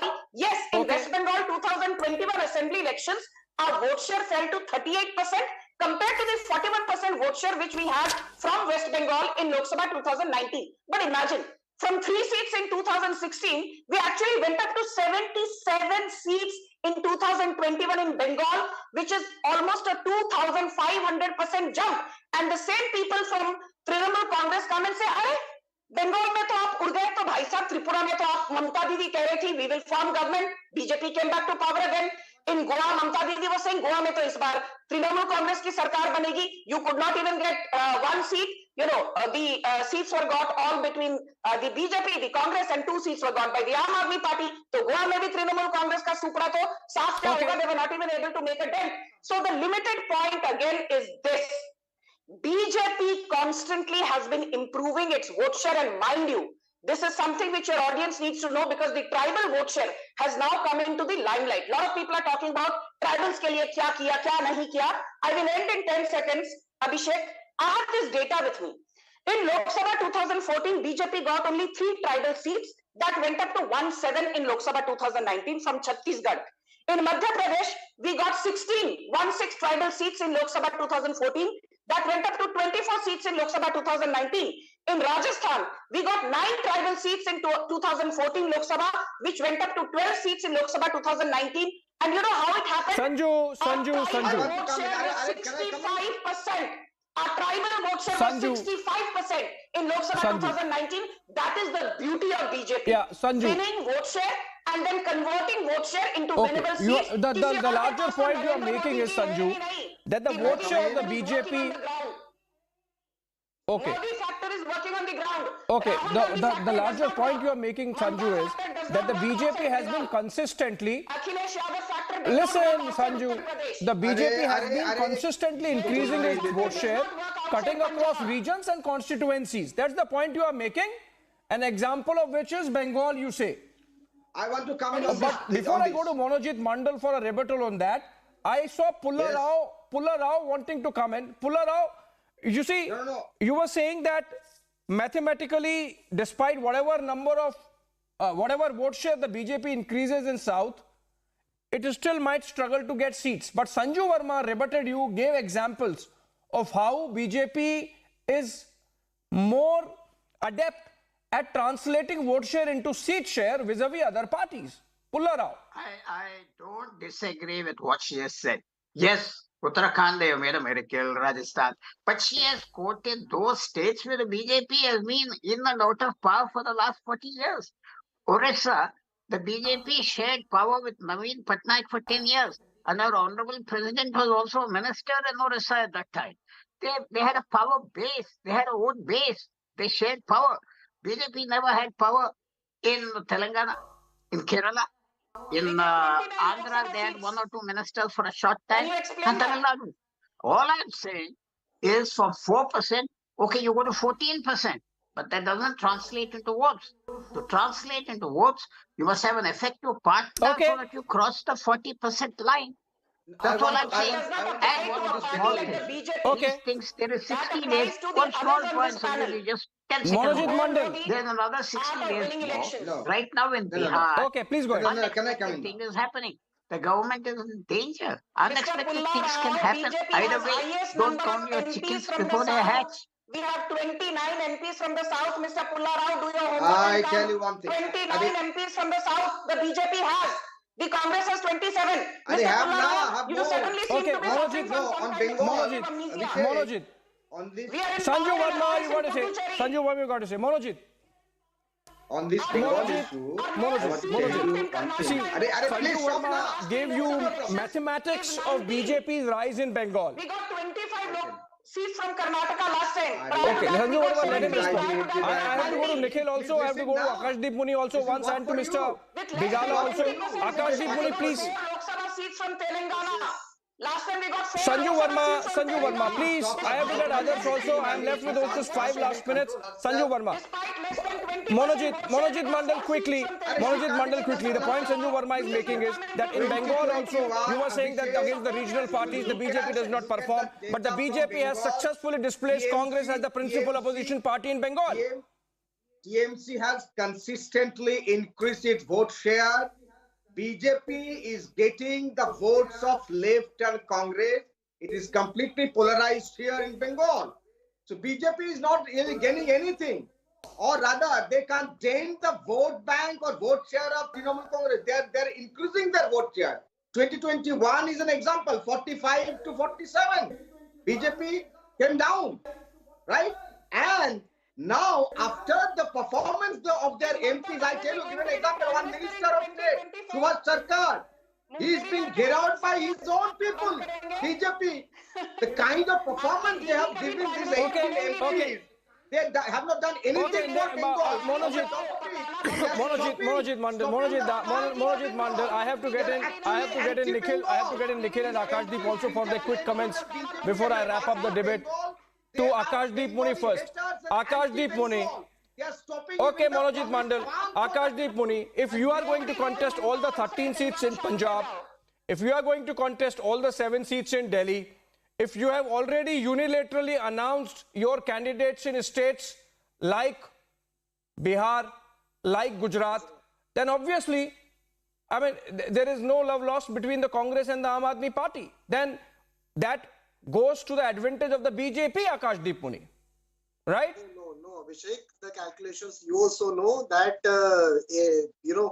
there are 3 contestants and they're getting 33. And if 2 come together pre-poll, then it votes directly does not transfer. And with Punjab and Delhi, Aam Aadmi Party is as strong as a pillar. And today, you know that ultimately it is the India Alliance who will be winning. And is the Aam Aadmi Party which has the highest stake. People of Punjab are really happy. And after giving a Bahummat in assembly elections, they are going to again give a Bahummat in Lok Sabha elections. And today I am going to make a prediction. Obviously, there is no alliance. And I am going to make a prediction in front of the BJP panel. Okay, make the prediction. Sanju, hold on. Akashdeep, quickly make the prediction before I go to Nikhil. And Mr. Bigala. Akashdeep, quickly. For Aam Aadmi Party and Bharatiya Janata Party will get a 0. Okay, Sanju. Akashdeep, what's your prediction? Otherwise, I go to Nikhil. My prediction is that in Punjab, Aam Aadmi Party will be getting 13 seats from Punjab and Bharatiya Janata Party will be getting 0 seats from Punjab. Okay, but let me take this to Nikhil then. Nikhil, Akashdeep Muni, leaning towards the Aam Aadmi Party, says that the Aam Aadmi Party is to win all 13 seats in Punjab. What is left for the Congress Party? And obviously then Aam Aadmi Party would contest all the 7 seats in Delhi. What's left for the Congress Party? And if you go state by state, in Bengal nothing is left, in UP nothing is left, in Bihar your Nitish Kumar is gone, in Punjab the Aam Aadmi Party won't let you contest. Where does the Congress stand, Nikhil Jain? Obviously, that adds up to the BJP's heft going into elections. Abhishek, first of all, let me respond to the points that Sanju made. Sanju very clearly and cleverly said that the Congress ka supada saaf ho gaya hai north mein. Please tell me that the Jammu and Kashmir Congress gets 28% of the vote, Himachal Pradesh 27%, Chandigarh 40%, Delhi 23%, Punjab 40%, Rajasthan 34%, Uttarakhand 31%, and UP 6%. That is where Congress stands in terms of the vote share of the was Congress first announced by Bhagwan Singh Mann of the Aam Aadmi Party, not by BJP. BJP is still saying Congress would be finished in 2024, but Bhagwan Singh Maan of the Aam Aadmi Party has already said ek thi Congress khatam ho gayi. Same for Mamata Banerjee, she is saying 40, Congress won't get 40. I'm really sorry. I'm really sorry. I have run out of time. I'm really sorry. Sanju, I just wanted Mr. Bigala. Mr. Bigala, 30 seconds. You agree that if not 370, nobody has contested BJP getting 350, right, Mr. Bigala? Quickly, 30 seconds to you, Mr. Bigala. Absolutely not. All I said is that they are looking to come back into power for the third time. If they had a confidence, they are not going to go behind like the parties with the Chandrababu Naidu in Andhra Pradesh for alliance, and they are looking for Fair enough. Thank you so much, Mr. Bigala. But the fact of the matter is that as per the opinion poll that we have on air, will BJP sail past 370 seats in 2024? 85% say yes, and 15% say no. That seems to be the popular voice. Also, interestingly, on the panel, nobody says BJP is not coming back to power. Everybody says yes.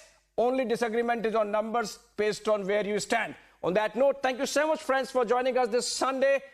Thank you, Sanju Verma, Nikhil Jain, Mr. Bigala, Akashdeep Muni, Mr. Pulla Rao, and of course, Monojit Mandal for this evening Sunday. Thank you so much. And a short break on the other side. Live and Breaking is back.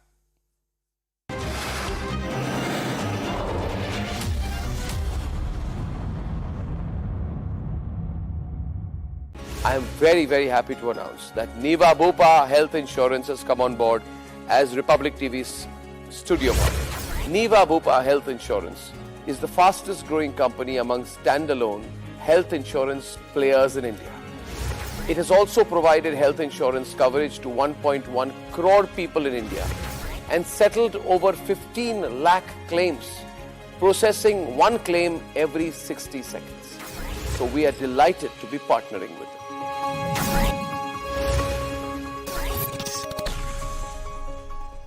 I grew up in 60s and I was a teenager in 80s. I got married in 80s. तो जब मेरी शादी हुई है उस समय एक बहुत तयशुदा राय होती थी शादीशुदा औरतों की. बिल्कुल. मेरी शादी को हो गए 35-36 साल. So you know I'm talking of an era. और उस दौर में अब शादी हो गई तो माता पिता ये मानते ही थे कि अब सेटल हो गई लड़की.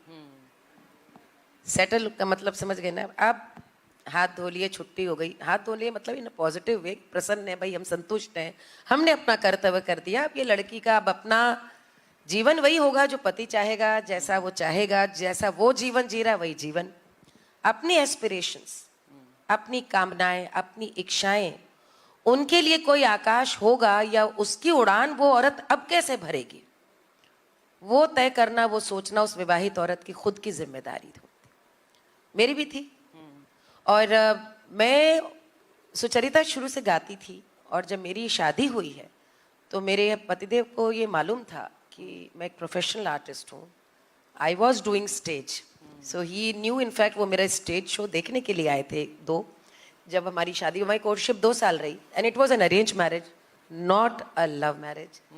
तो लेकिन 2 साल की कोर्टशिप तो आप समझ सकते हैं कि जो मैं कहती हूँ ना 15 बरस की मैं गौने पे आई, सैया उड़ावे कनकैया, तो वो समझ लीजिए वही दौर है कि आप बचपने से ही मुझे कई बार लगता है कि हम दोनों साथ ग्रो किए. लेकिन शादी होने के बाद आप फिर वापस उसी तरह की एक ज़मीन पा सकेंगे. माँ नहीं अब इस समय जो आपका हाथ पकड़ करके आपके साथ चले, और अब आप माँ बन चुकी हैं, आपके बच्चे हैं, आपकी जिम्मेदारी उनके प्रति है. वो सारी चीज़ें कहीं ना कहीं मुझे लगता है सबसे पहले, वो सिस्टरहुड वगैरह तो बाद की बात है, औरत की खुद को अपनी निगाहों में अपनी इतनी कदर होती है कि I will be the best wife, I will be the best mom, कि वो पैरों पे बेड़ियाँ डाल देती है. ऐसा मुझे लगता है कि मेरे संग तो यही हुआ कि मुझे लगा कि मेरी अब जवाबदेही जिम्मेदारी पहले उन भूमिकाओं के प्रति है जो प्रभु ने बड़ी कृपा से मेरे जीवन में उतारी हैं. So I have to deal that first, rest everything will देखी जाएगी तब की. और उसके लिए मैं एक बात बता दूं, कभी भी कोई तश्तरी पे रख के मौके नहीं लेके आता.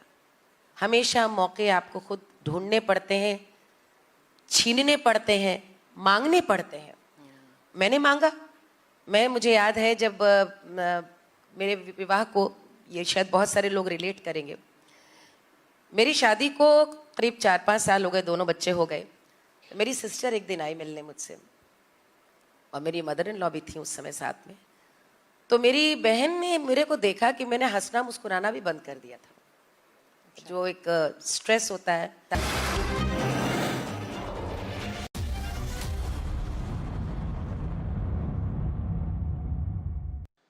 मेरे प्यारे जनजातीय समाज के भाइयों बहनों,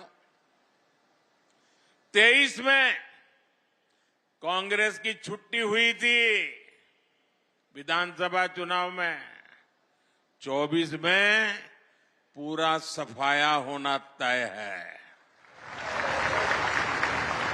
साथियों, डबल इंजन की सरकार कैसे काम करती है, मध्य प्रदेश एक उत्तम उदाहरण आज पूरे देश के सामने है।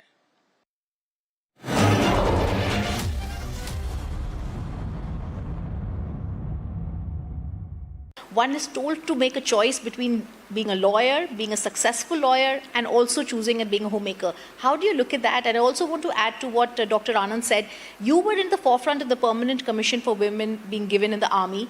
It's a case we've seen you very closely fight. Even in the army, therefore, there is this sort of tug of war where inclusion is not as spontaneous as it could be. It has been a long journey and a really tough one, but I must tell you the change is inevitable, and change is very, it's very palpable also.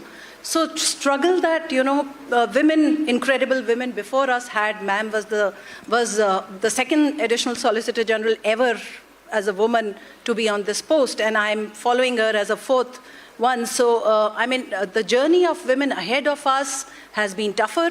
The journey of young women behind us who are walking the same path is a little bit easier. And I want to tell you with my own example, in the first 5 years of my profession, clients would come to my office and say, "Ye ladki kya kar legi? Is ladki se nahi hoga." And 4 years back when I became an additional Solicitor General, I had to give up my private clients, and they told me, "Why don't you suggest a woman lawyer? Because we find that women lawyers are more sincere and more dedicated to their work." I think that change was incredible. And today, many of us, so we had to make that choice between either having a family till our generation. If you want to have a career, then you can't expect to have a family. And if you want to have a family, be a family woman. But today, I see a lot of younger women lawyers having family, walking with grace, their counterparts. Their spouses, their partners actually helping out with raising the next generation. So Justice RBG, the famous Ruth Bader Ginsburg, had famously said that the real change will really happen when men become equal stakeholders in raising the next generation. One thing I must say, for men in any field, they just need to be meritorious. For women, you need to be meritorious, and you need to have strong support system at home, because at home is where it really counts. And what the trouble is, most young girls get their wings clipped at home. So if you clip your daughter's wings at home, if you clip her, if you put her dreams into a box and you don't allow her to take a flight, she can't go out in the society and take that flight. She can't be a contributor to the nation. She can't be nation building tomorrow. You've clipped her wings already. If you become the wind beneath her wings, then she can go out and take that flight and take the nation to new heights. Hidden in their rhetoric was 3.8 lakh crores of bad financial assets. That in the decade that was lost opportunities.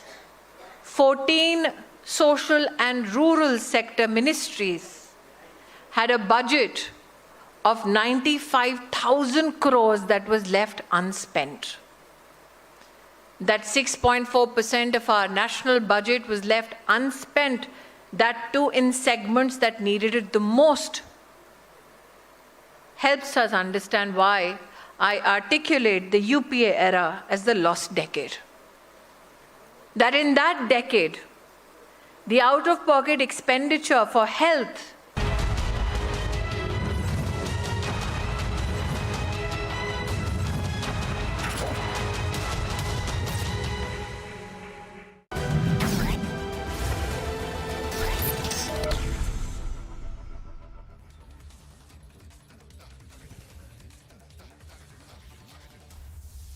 And a very warm welcome. We are live on Breaking Republic TV. I am Rakshita Mishra with you. Let's get started with all the top stories making headlines.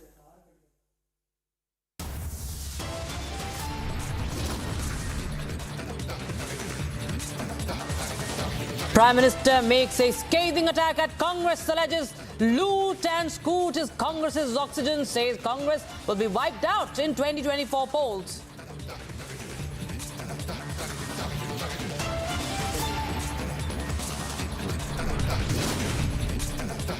Nitish Kumar holds crucial meet with party MLAs. RJD MLAs huddle at Tejasvi's residence ahead of the Bihar floor test tomorrow.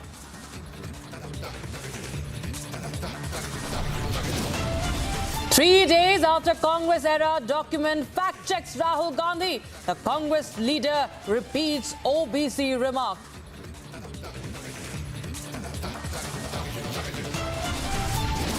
Delhi police tightens the vigil along Delhi-UP border, restricts movements in 6 sensitive areas as farmers call Delhi Chalo March on February 13th.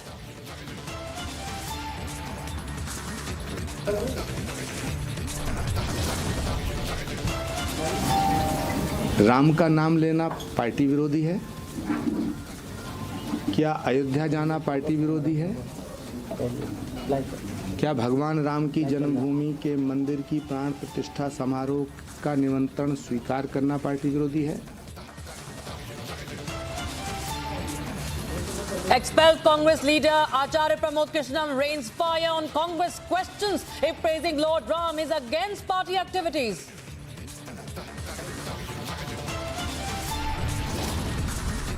And Pakistan faces a hung parliament. Parties intensify efforts to form a coalition government.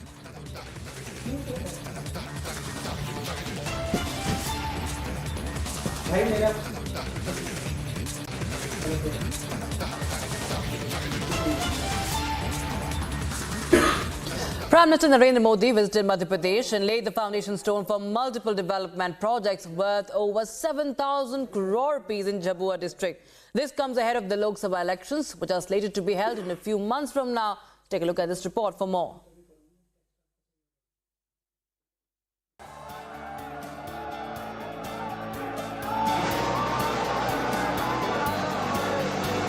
Prime Minister Narendra Modi visited Madhya Pradesh's Jhabua district. Prime Minister Modi in Madhya Pradesh laid foundation stone of multiple development projects worth over rupees 7,000 crore. The PM announced that 2 lakh women will have access to the Ahar Anudan Yojana. It will provide women from backward tribes with rupees 1,500 per month for nutritious food. Speaking during the event, PM said that the Bharatiya Janata Party will alone touch the mark of getting 370 seats. साथियों, कुछ दिन पहले जब विपक्ष में से आवाज आई 400 पार, तो फिर मैंने कहा देखो भाई, एनडीए की 400 पार की बात तो मैं भी सुन रहा हूं, लेकिन मैं ये भी सुन रहा हूं कि अकेला बीजेपी, अकेला कमल का निशान 370 पार करेगा. Prime Minister Modi then took a swipe at the Congress over how they overlooked the tribal community in the state. He also said that in 2024, Congress will be completely wiped off. भाइयों और बहनों, हमारे लिए जनजातीय समाज vote bank नहीं है, हमारे लिए तो जनजातीय समाज हमारे देश का गौरव है. He said that during Congress's rule, Madhya Pradesh was a backward state. Congress और उसके दोस्तों की दो ही ताकत है. जब ये सत्ता में रहते हैं, तब लूटते हैं. जब सत्ता से बाहर जाते हैं, तो लोगों को लड़वाते हैं. यानी लूट और फूट, यही कांग्रेस की ऑक्सीजन है. इनको बंद करते ही कांग्रेस पार्टी का सियासी दम टूटने लग जाता है। PM emphasized that his visit to the state is to push Vikas. लोग कह रहे हैं कि मोदी मध्य प्रदेश में झाबुआ से लोकसभा की लड़ाई का आगाज करेगा। मैं बताना चाहता हूं कि मोदी लोकसभा चुनाव के प्रचार के लिए नहीं आया है। मोदी तो सेवक के तौर पर ईश्वर रूपी MP की जनता जनार्दन का आभार मानने आया है। PM Modi's tribal outreach campaign in the state is significant as Madhya Pradesh has the 6th highest Lok Sabha seats reserved for tribals. Bureau Report, Republic TV. Now, on Thursday, a sea of farmers from around 100 villages of Noida and Greater Noida took to the streets, bringing the traffic to a standstill in several parts of Delhi NCR as they made an unsuccessful bid to march towards Parliament. Between 12 p.m. and 5 p.m., heavy traffic jams were witnessed on the Noida-Greater Noida Expressway, DND Loop, Kalindi Kunj Bridge as well. Now, the farmers have again decided to hold the protest on the 13th of February. Amid the farmers' protest in Delhi NCR, a team of 3 union ministers held a meeting with the leaders of farmer organizations in Chandigarh to allay their fears. The central team comprised of union ministers Piyush Goyal, Arjun Munda and Nityanand Rai, who flew down to Chandigarh to reach out to the farmer leaders. Farmers have planned a Dilli Chalo march to press for their demands, including a law to guarantee a minimum support price for crops on the 13th of February. Here's a detailed report. Ahead of the Delhi Chalo march on February 13th, the Delhi police has enforced Section 144 along the border areas. The Delhi police issued prohibitory orders restricting movement. The entry of tractors, trolleys, buses and trucks and other vehicles carrying protesters into Delhi has been prohibited.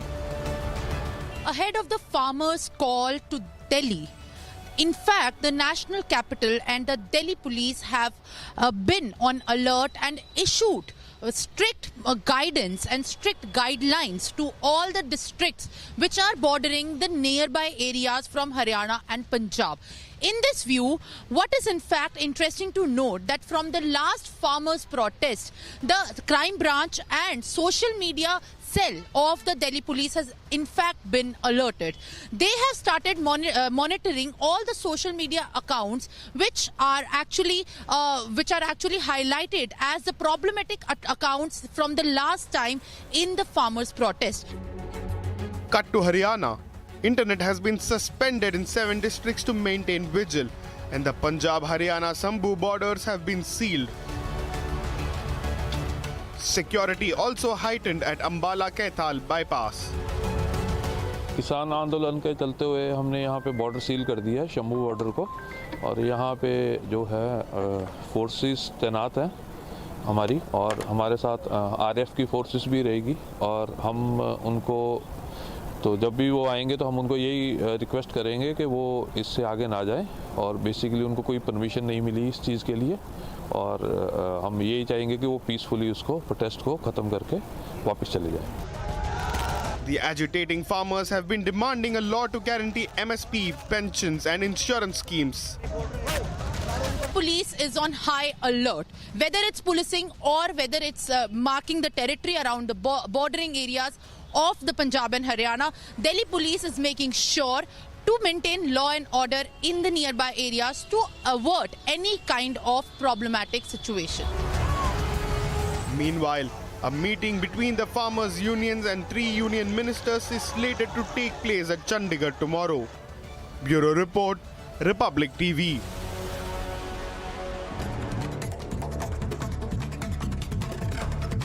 In some more news, Jammu and Kashmir Lieutenant Governor Manoj Sinha has praised the substantial economic progress in the state, citing a growth in GDP from 1.6 lakh crore rupees in 2018 and 2019 to 2.64 lakh crore rupees today due to reforms in the last 4 to 5 years. GDP की अगर मैं बात करूं पिछले 4-5 सालों में हुए हैं, उसका परिणाम ये हुआ है कि जीडीपी जो 18-19 में 1.6 लाख करोड़ हुआ करती थी, वो आज हम 2.64 लाख करोड़ पर पहुंच गए। Delhi Minister, Aam Aadmi Party leader Atishi has criticized the central government for hindering the Ghar Ghar Ration scheme's launch in Delhi. She has urged Delhi residents to support Aam Aadmi Party into 2024 Lok Sabha elections for the implementation of the scheme, which is set to benefit over 17 lakh beneficiaries. जब दिल्ली में आम आदमी party की सरकार बनी तो हमने home delivery of ration यानी घर घर राशन पहुंचाने की योजना बनाई, लेकिन केंद्र सरकार को दिल्ली सरकार की कोई भी ऐसी योजना बर्दाश्त नहीं होती है जो दिल्ली वालों की जिंदगी को और बेहतर बनाती है। 2018 में यह स्कीम दिल्ली के कैबिनेट में पास हुई, 2021 में यह स्कीम नोटिफाई हुई, लेकिन आज तक एलजी साहब के माध्यम से केंद्र सरकार ने दिल्ली में इस स्कीम को इंप्लीमेंट नहीं होने दिया। Shiv Sena Chief Uddhav Thackeray has asserted unity with the Muslim community in Mumbai, saying that Shiv Sena has a distinctive Hindutva compared to BJP's. Thackeray says that his inclusive idea of Hindutva is focused on nationalistic values, whereas the BJP's focus is on divisive ideologies. BJP leader Shehzad Poonawalla has denounced Aam Aadmi Party's decision to contest all 14 Lok Sabha seats in Punjab, labelling it as another setback to the India Alliance. Poonawalla stated that this move reflects a trend of political leaders bidding goodbye to India Alliance, such as Mayawati and Mamata Banerjee said previously.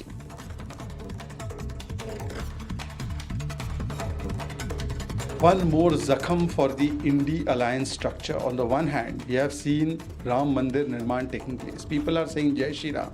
On the other hand, India Alliance structure is getting demolished day by day, and people are now saying Ram Naam Satya hai. Because we have seen, ever since Rahul ji has started his so-called Nyaya Yatra, it has become more like a bye-bye Yatra. Bye-bye Yatra for India Alliance also. First, Mayawati ji said bye-bye. Then Mamata Banerjee in Bengal said bye-bye. She said Congress will not even get 40 seats. Now Aam Aadmi Party in Punjab has said bye-bye. They are saying we will contest all the 13 plus Chandigarh seat on our own. Union Minister Gajendra Singh Shekhawat has lauded the government's decision to award Bharat Ratna to farmer leader Chaudhry Charan Singh and agricultural scientist Dr. Swaminathan. He said that the recognition is not politically motivated, but rather reflects the centre's respect for individuals who have significantly impacted the farmer community.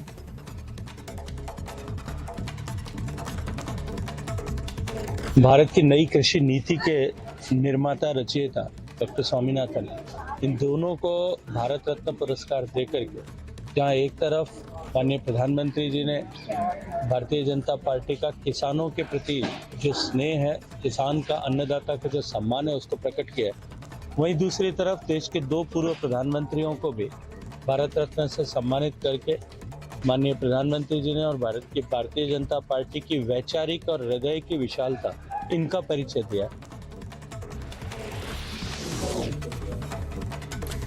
General Manager of the publishing sector, Abdul Latif Al-Wasil, has expressed enthusiasm as Saudi Arabia is designated as the guest of honor at the New Delhi World Book Fair. He says that this cultural exchange opportunity will enhance understanding between India and Saudi Arabian populations. New Delhi World Book Fair is one of the prominent book fairs in the world, and we are very glad to have this invitation extended from the management of the book fair to the Kingdom of Saudi Arabia to become the guest of honor for the